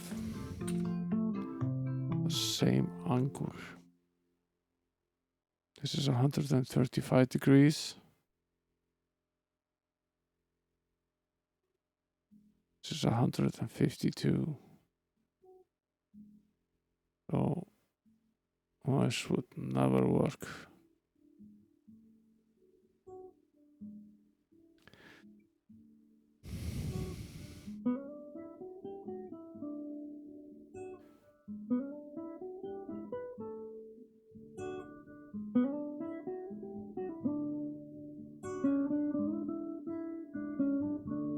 No, we will need to go up this way quite a bit. We were going to make this work.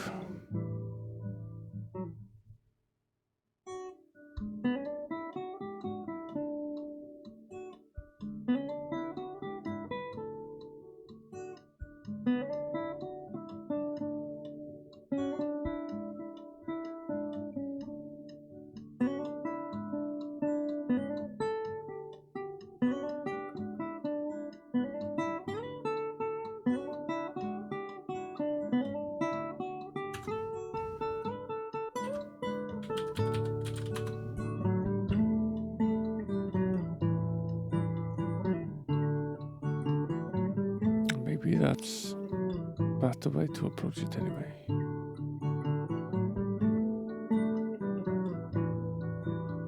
Basically need to end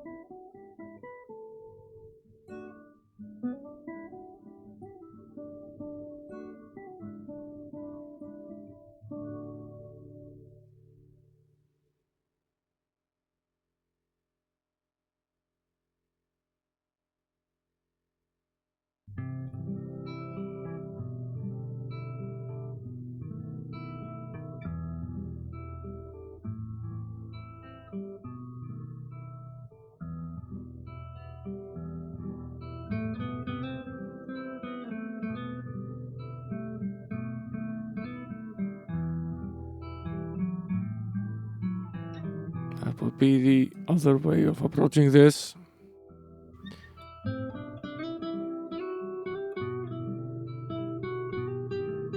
Not the best way, for sure.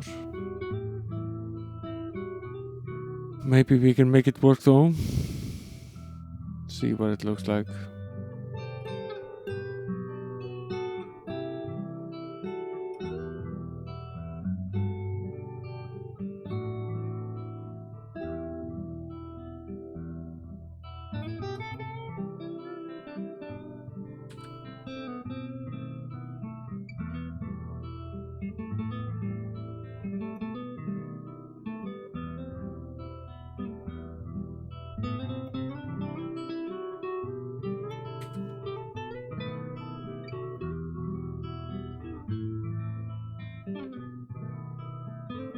Draw the line again.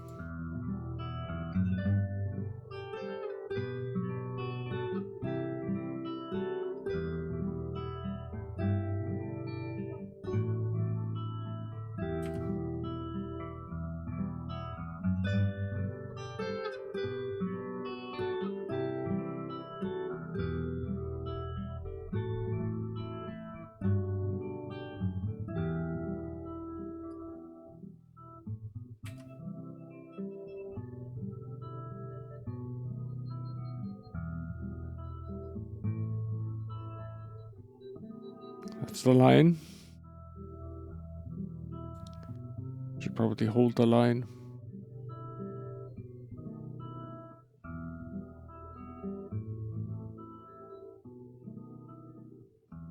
I hear love isn't always on time.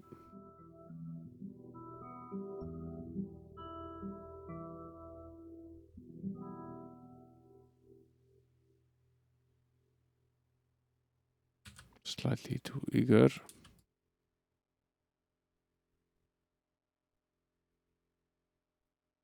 Okay, that's the line in place. I wonder if we can make this work. I doubt it, but maybe we can.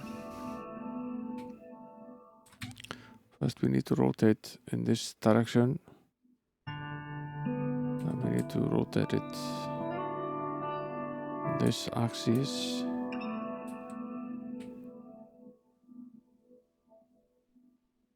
Just to rotate downwards.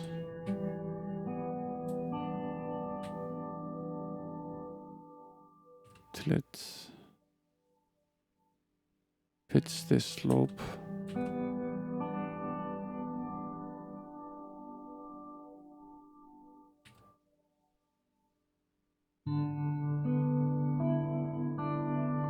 Pretty much here.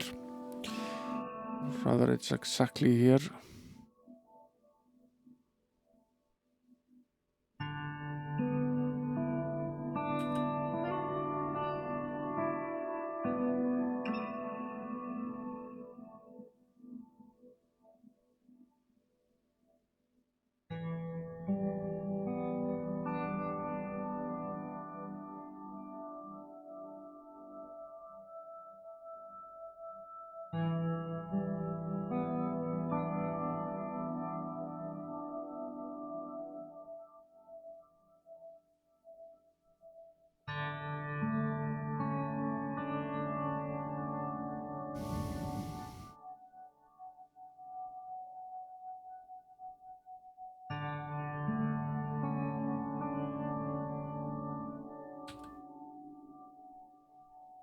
There's no way to make this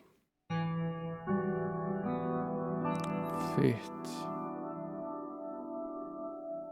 So if it's on a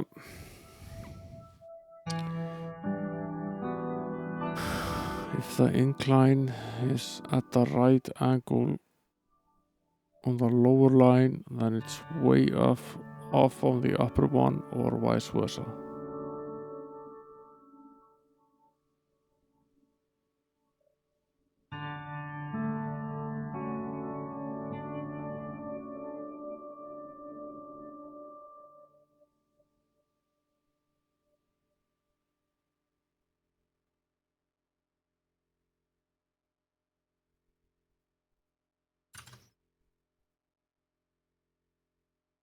Because for this line to have the same angle, it would basically need to look like this. Right. No, it's not quite this bad. It's at 44. It's like this. That would never work.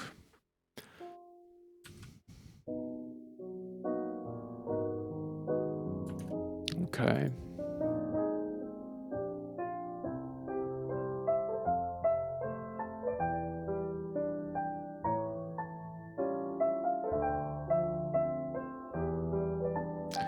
I wonder what factors could potentially control this. whether there's a way out of this mess. If we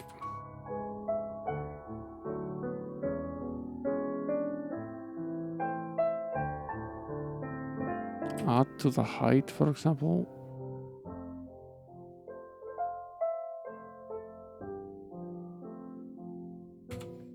what does that do for us in terms of being able to tilt this around?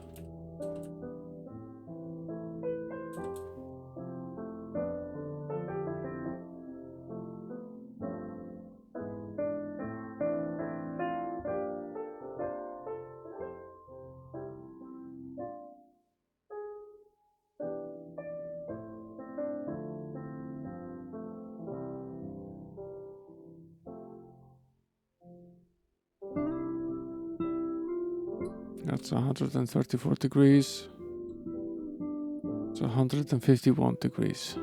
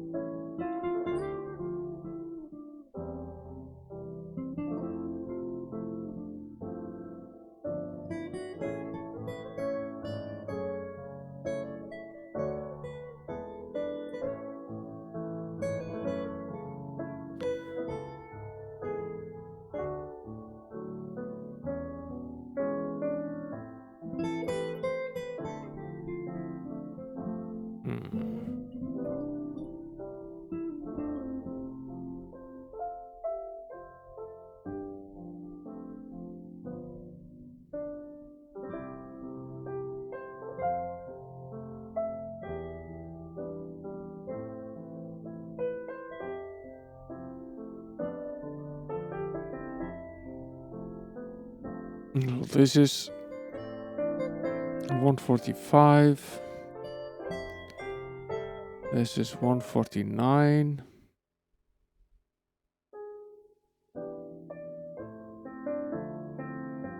This is 141.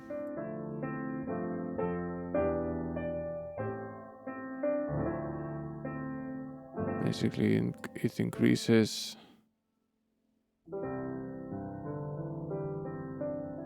What, by 3 or 4 degrees?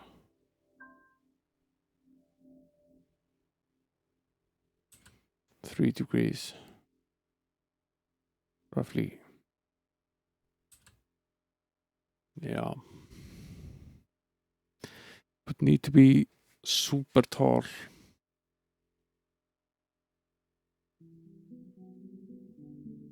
This is way off.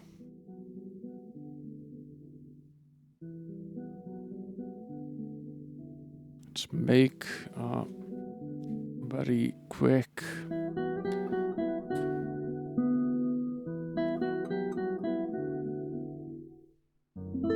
grid.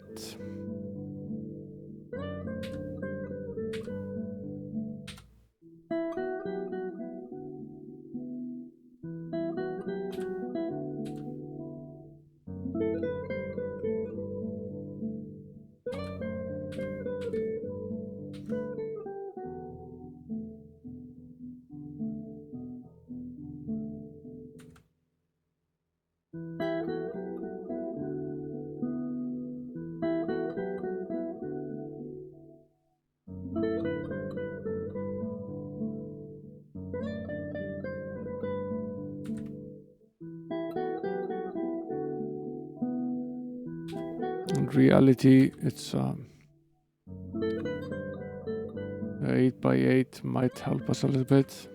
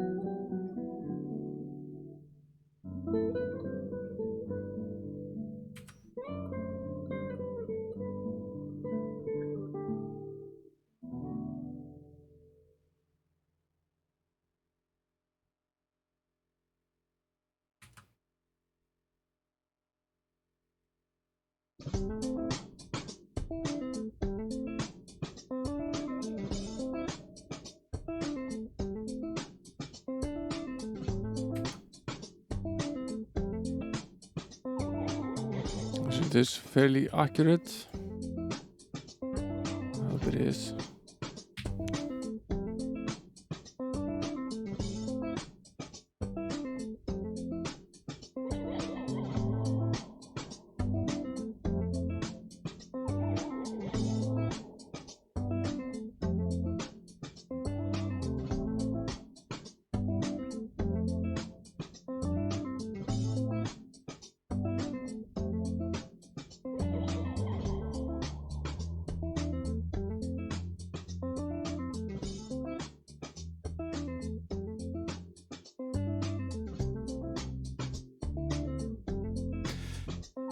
Yeah, it seems to be pretty much spot on. Yeah.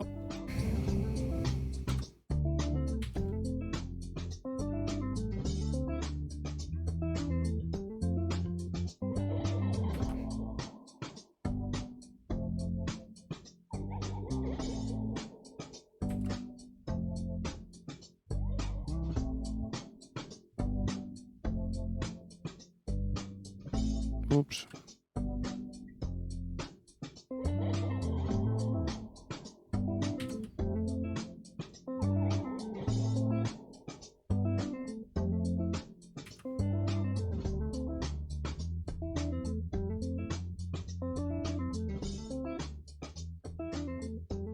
Okay, that's roughly the grid.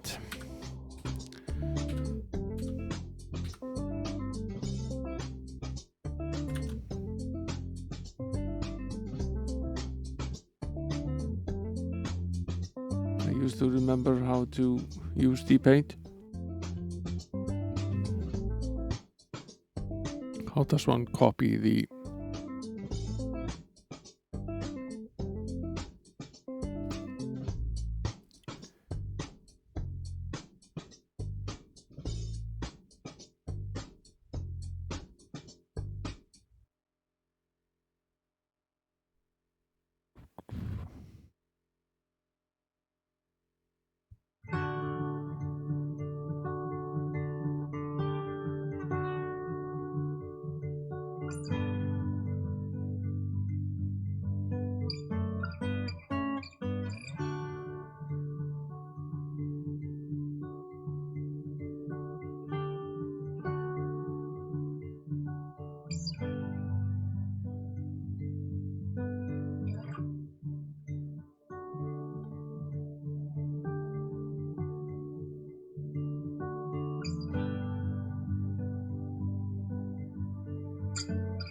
Control J, that is copy to spare.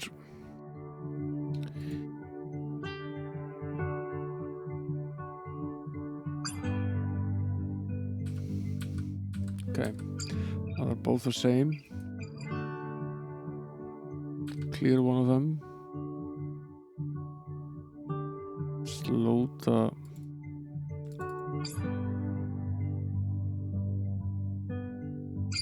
wall sprite.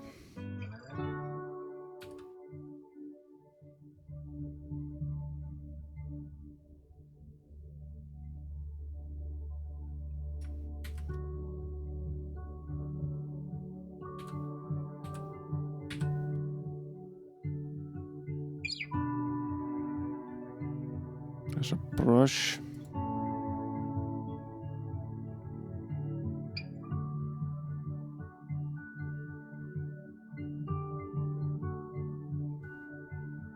How was the handle set again?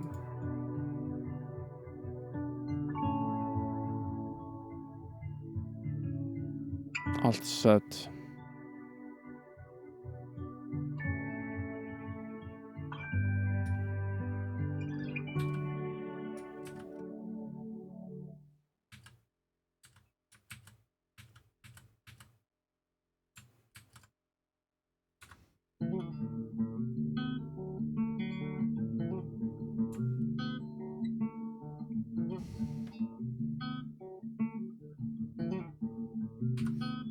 Alt set. needs to be some sort of G-force shortcut on this computer, which is very annoying.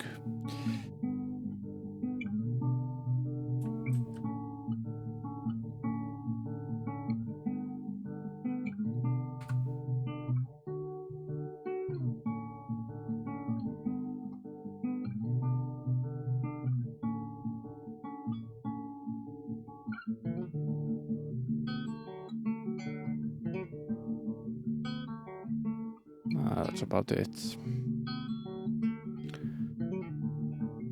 I want to know roughly where it is. This is 0, so I obviously placed this at pretty much the correct point. Now, what we really want here is want to set it so this is roughly at 256 or so, sort of what we were experimenting with before.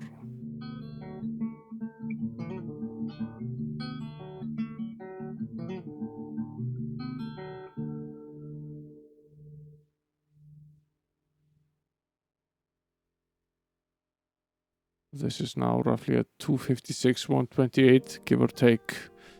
It's not off by much, at least.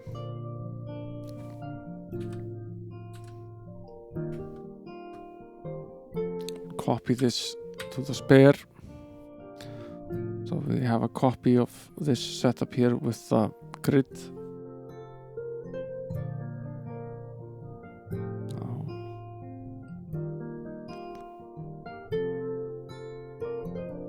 Have this very obvious red color. Probably going to have to need.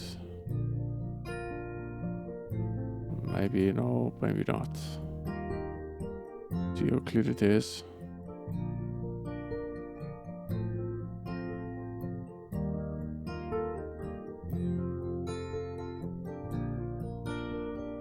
Yeah, we can see that pretty easily.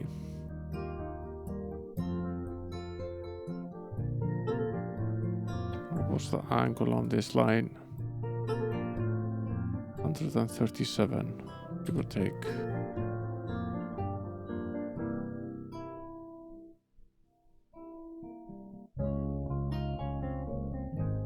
Yeah.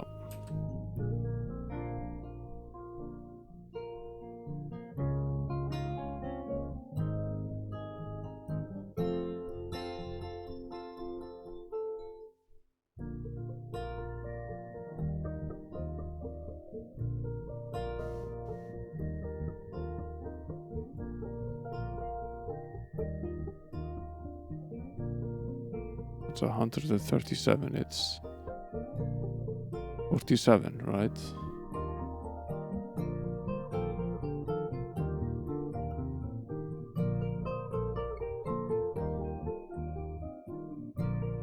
Roughly here.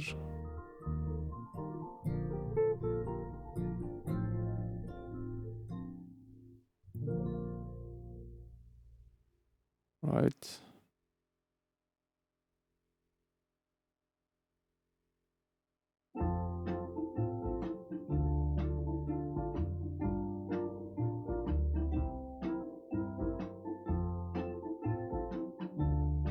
It needs to be kind of like this. For this to fit.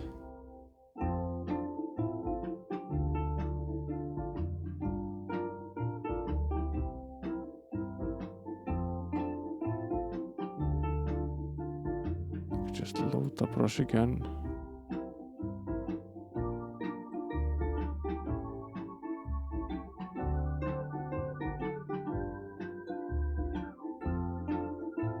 Needs to be about 7, roughly.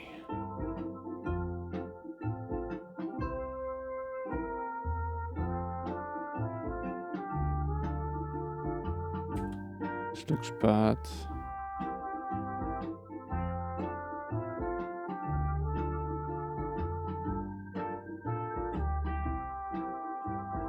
For all intents and purposes.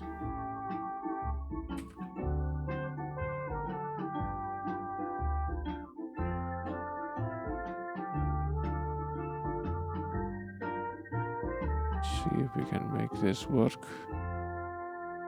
It's roughly in the same place as the red line. Maybe not by pixel, but it's not far off.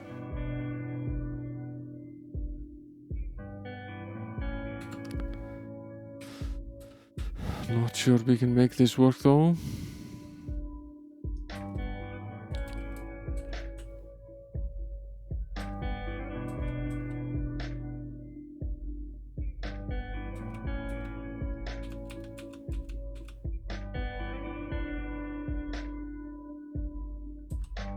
It's pretty close actually.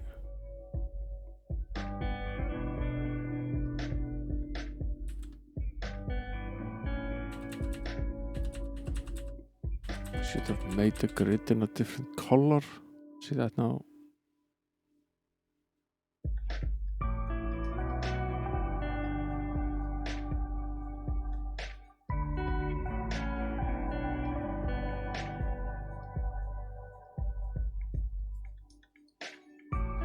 This isn't exactly spot on though.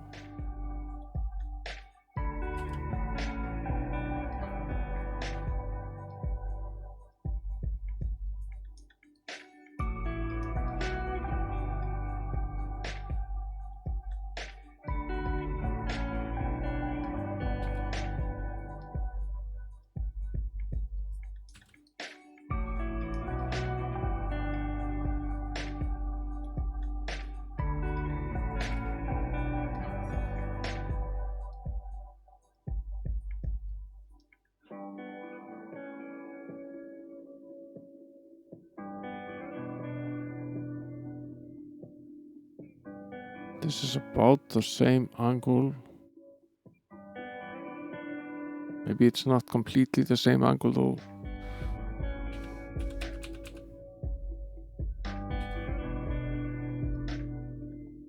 This is pretty close.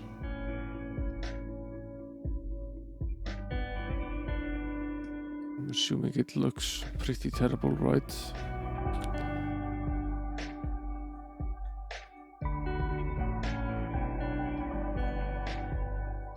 Yeah, it doesn't look good at all.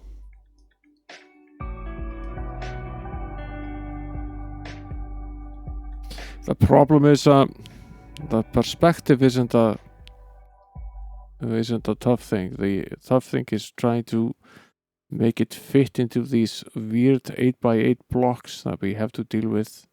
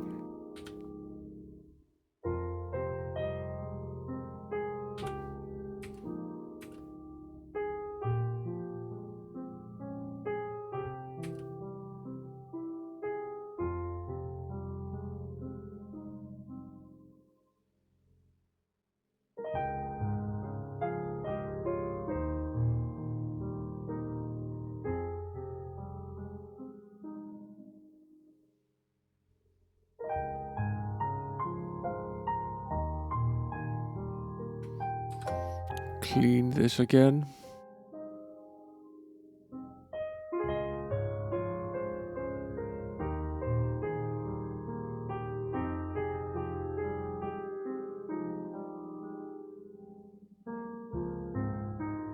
Set this on exactly the right boundary.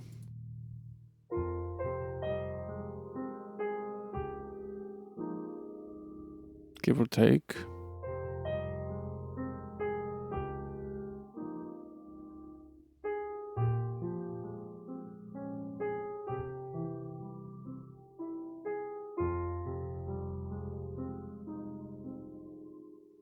That's about it, right?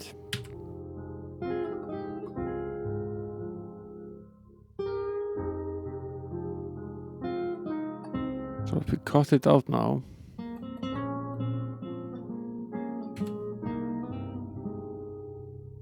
rotate it the way we want it. So honestly, it's something like this. Just slightly smaller.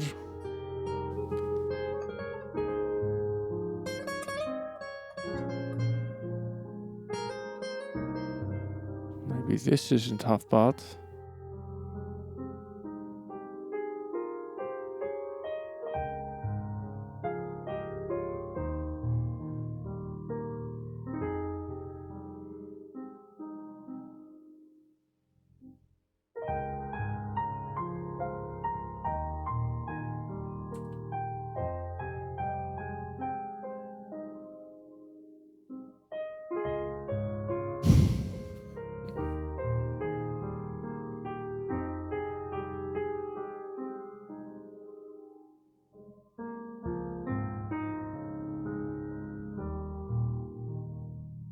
This would sort of work. Doesn't fully work, but it isn't far off. We put clash a little bit. Not a lot though. This line here is decently clean and the line above is spot on.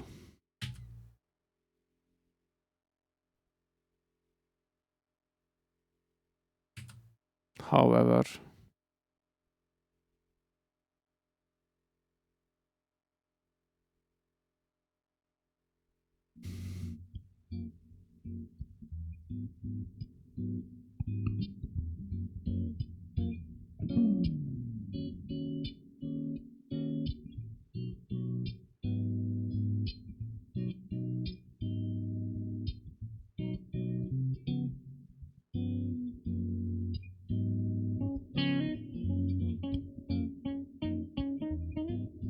yeah. There's no way we can copy any of this. So this is something that we're going to have to put on the screen, pixel at a time.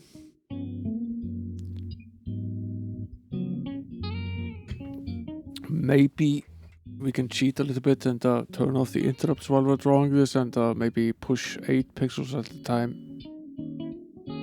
It's still going to be a lot of pixel pushing.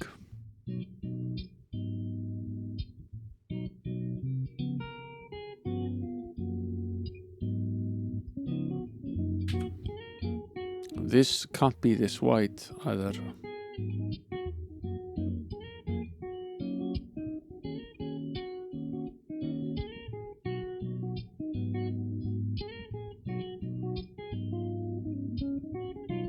Needs to be something like this.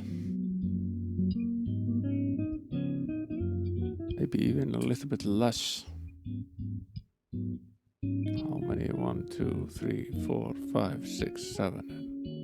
Roughly 8.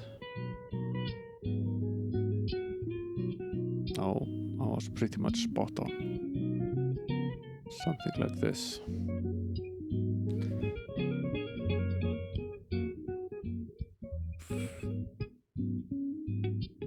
This doesn't look half bad. There is an issue with the lower line. It's going to clash, color clash a bit. The angle is what here? Needs to be something like 135. It's 140.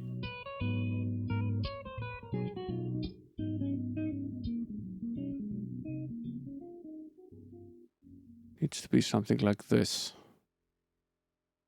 Still not.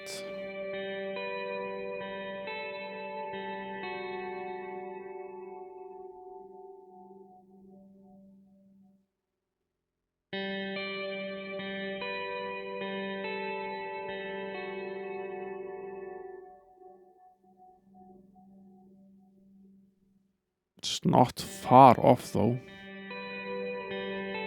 Not at all.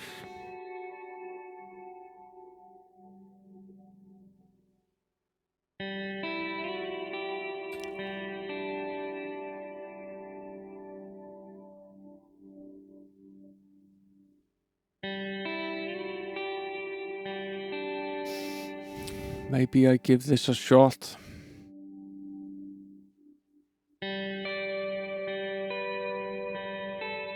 Now this we can copy. This bit we can copy. We can print the top line and repeat it twice.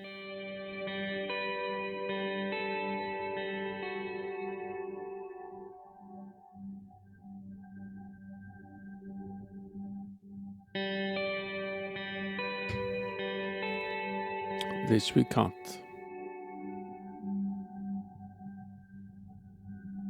And I don't think that even if we were to try to copy it and flip it, I think that would still be slower than just writing it to the screen. But it looks sort of okay, like this.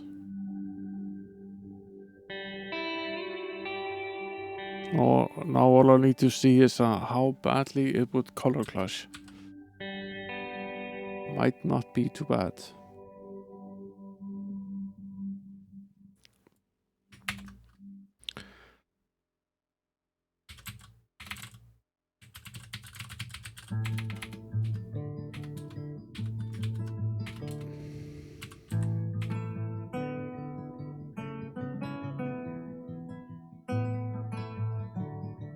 Might not be too bad.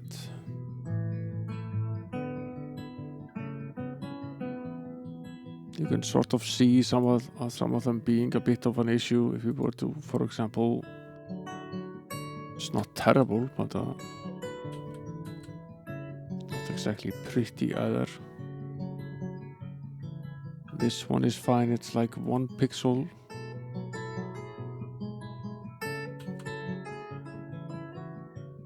This one isn't as nice. So either the floor has to be green. Don't know which is worse, really.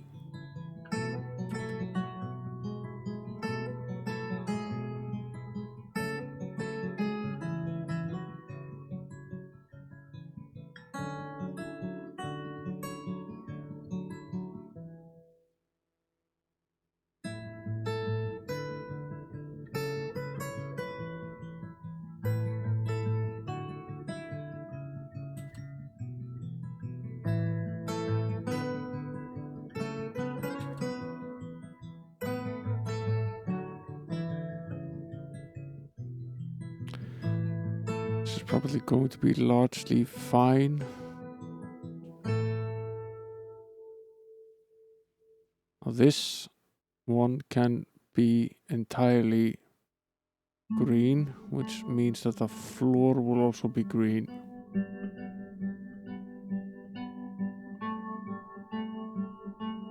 Be like this.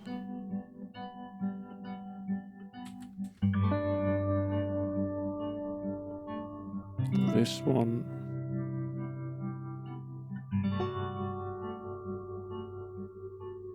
would be like this.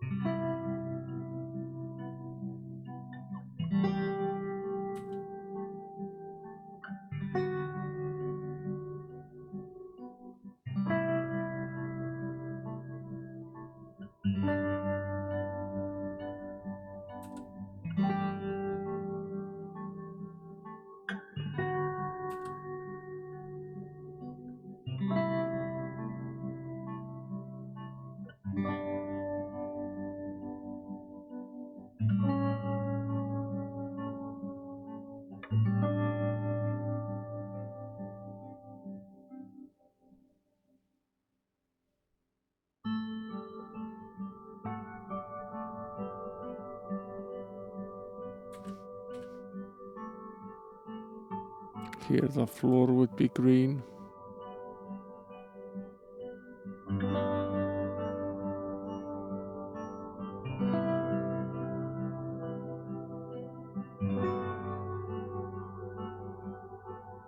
How bad does this look? Which looks worse?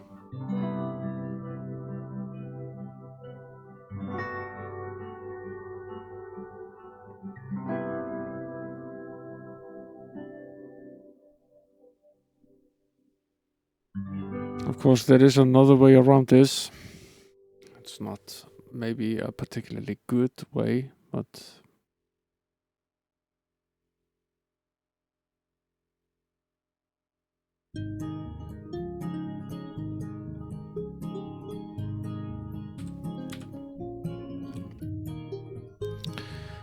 instead of trying to perfect this in some way, we just make sure that this border is on an even perspective over here, because that means that we don't have to deal with the clouds being this and that. We can keep that.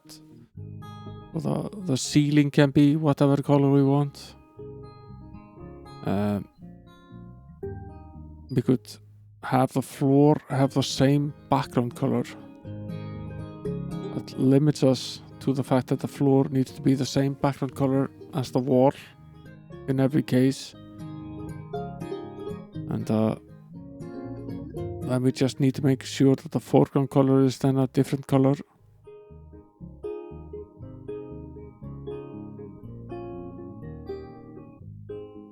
And maybe by making the wall the right color, we can make this work.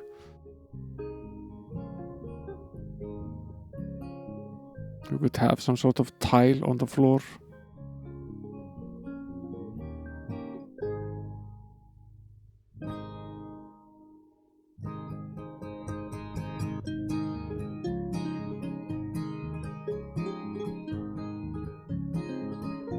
It needs to be a very certain way for this to work though. That way we don't have the color clash, because the color clash is going to look very bad.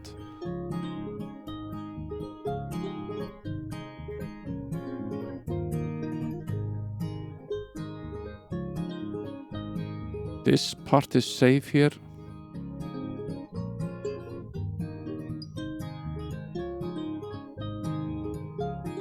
How long is this? About 200 pixels. Yeah, we're slightly off. We're standing too far in this direction really, but technically it's all the same.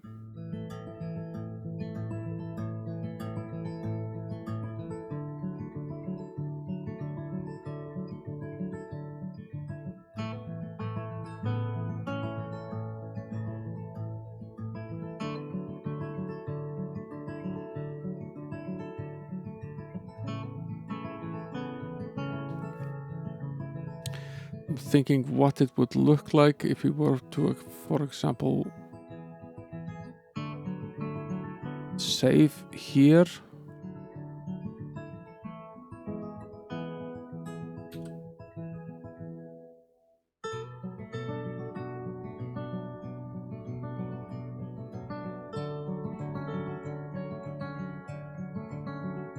And it's safe over here.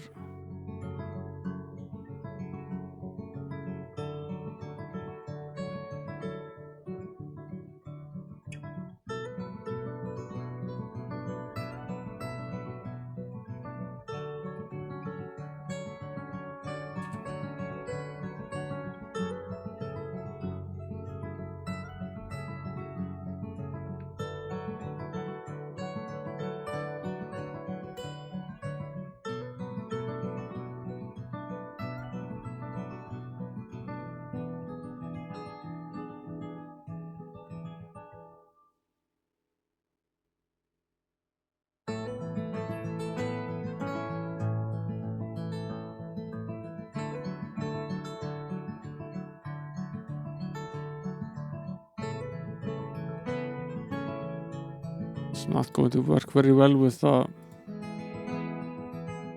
green at least. But, perhaps with the blue.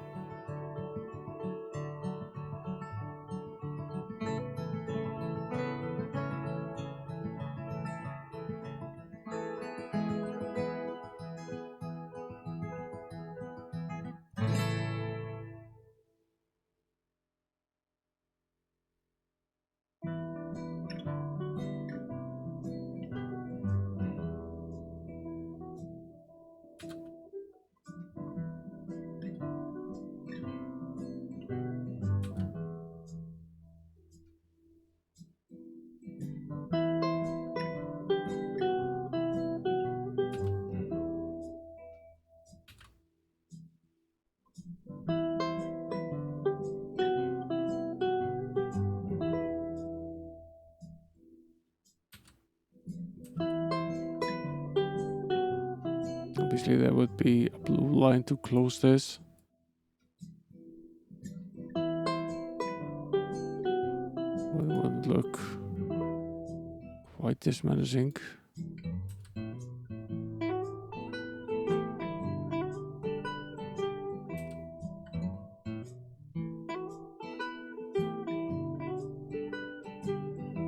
Looks something like this.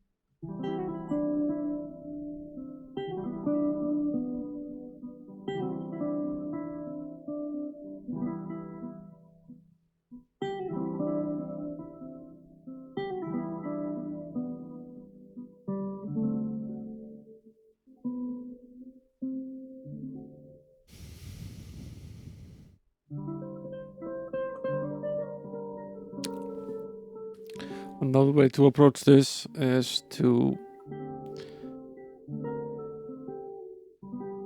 have the same foreground color.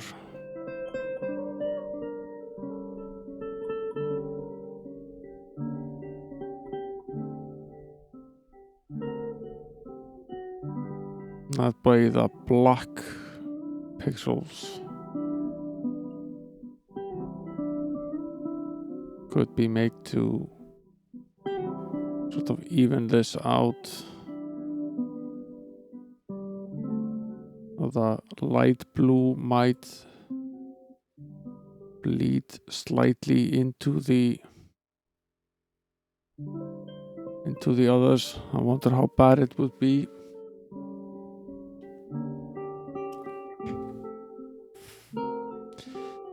So if we make the wall one of the colors that has two shades, for example blue, and make the background color on the floor a lighter color and the walls the darker color,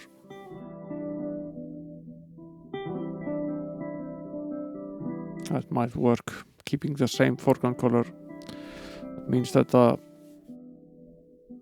we can sort of mask the 8x8 by having a thicker border black line to frame it in so it doesn't bleed. That of course means that the floor can only really be one color. The only other color we could use on the floor would be black. So could have some sort of pattern that is black on the floor. That's about it.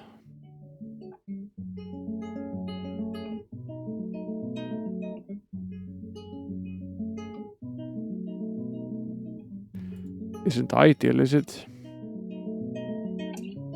It's not completely terrible, but it isn't ideal.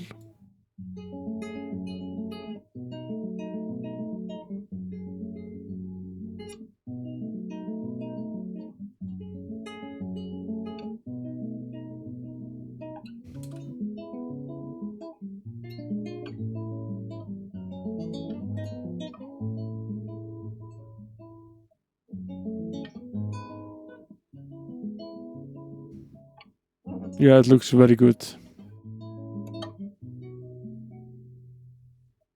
Of course, it's much lower resolution than what we're sort of aiming for.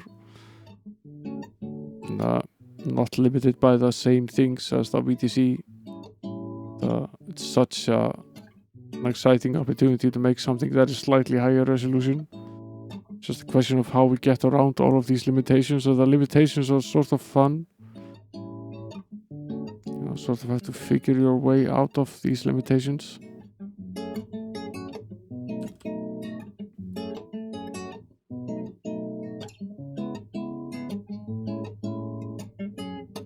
If we can get it sort of looking like this with a thick black border at the bottom, that masks the problem, and I think we're good. If the border is thick enough, then we don't, and this doesn't even need to be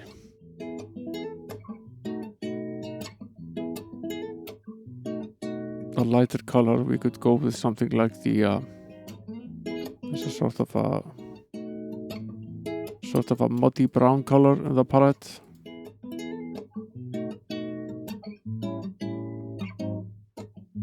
It's not quite this orange. It's more brown, something like this.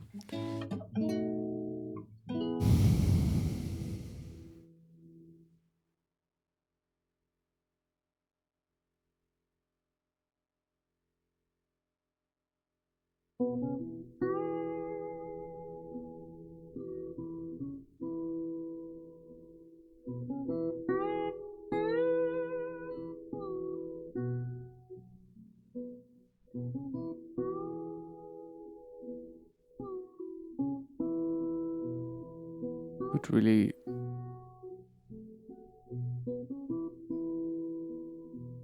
but very careful. We could do something like since we have the black,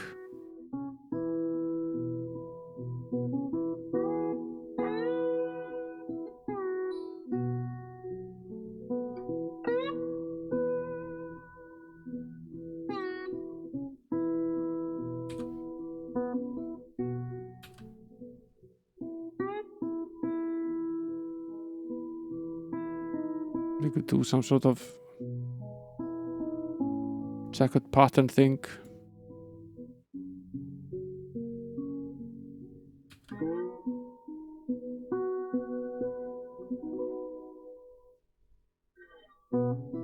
Using the brown and black.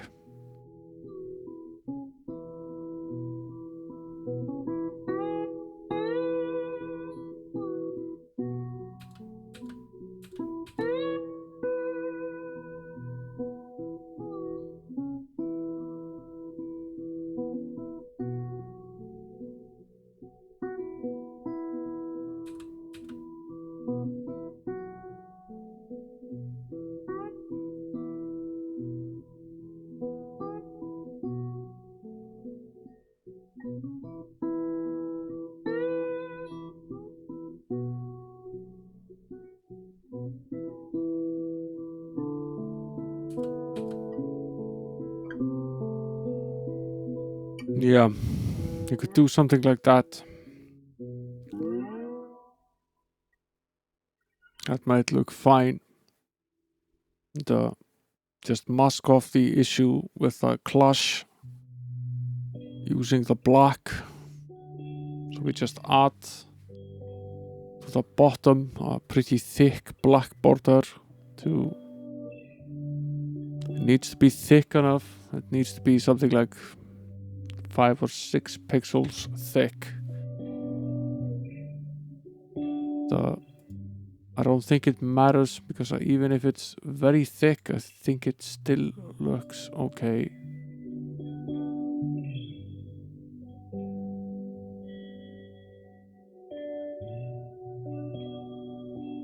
Even if it's like this, it's still fine.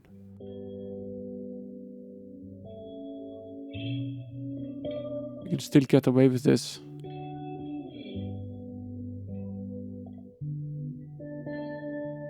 It looks way better than having the color clash into the wall. And it's just a question of how thick it needs to be to hide the issue. Maybe it doesn't need to be super thick. Just have to see how thick it needs to be. And then we can just have the floor in a checkered pattern using the black. It sort of gives the illusion of more color. And we can vary the background color of the floor then. It doesn't have to be tied to the same color as this. Then we can have the sky a different color. And it's pretty much all the color we can do because we have complete control over the sky because this is a flat line. So we can copy all of this. We don't have to worry about any of this. So all of the area above can be a pure copy. And then this bit can be a pure copy. But this needs to be drawn by hand. And of course, I'm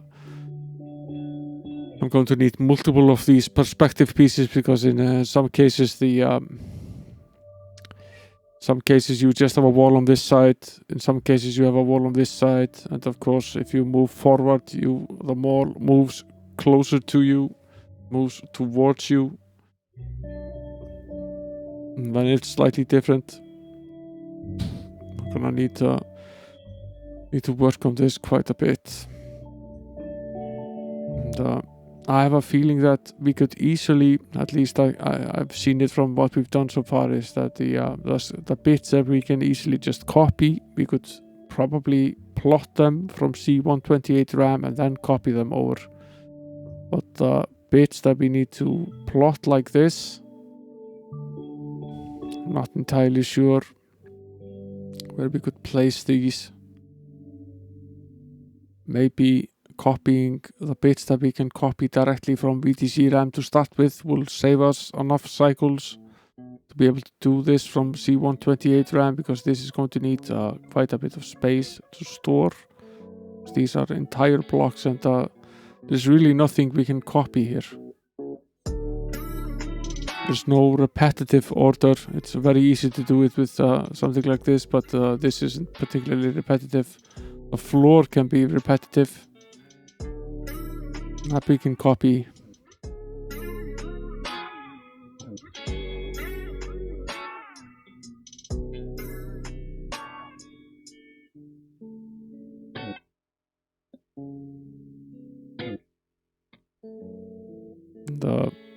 What's probably best is to draw the sky and the floor first and then fill the walls over it. Then you can just draw the floor basically from here all the way to the sides on both sides, and then you can draw the sky complete, and then you just fill in the walls over it. It's probably the best way to approach it. I'll work on this slightly until we meet again on Wednesday. I'll have some sort of rough draft of what it is that we want to do ready by then, I think. See how I get along. Depends on how busy I am next week. Things are very hectic at work at the moment. Well, the only time I had very little time last week to work on this, but I was very focused for the little time that I had to work on it. Because this is super fun to me. I really like doing this.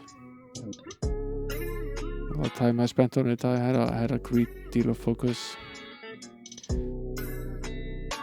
Let's see.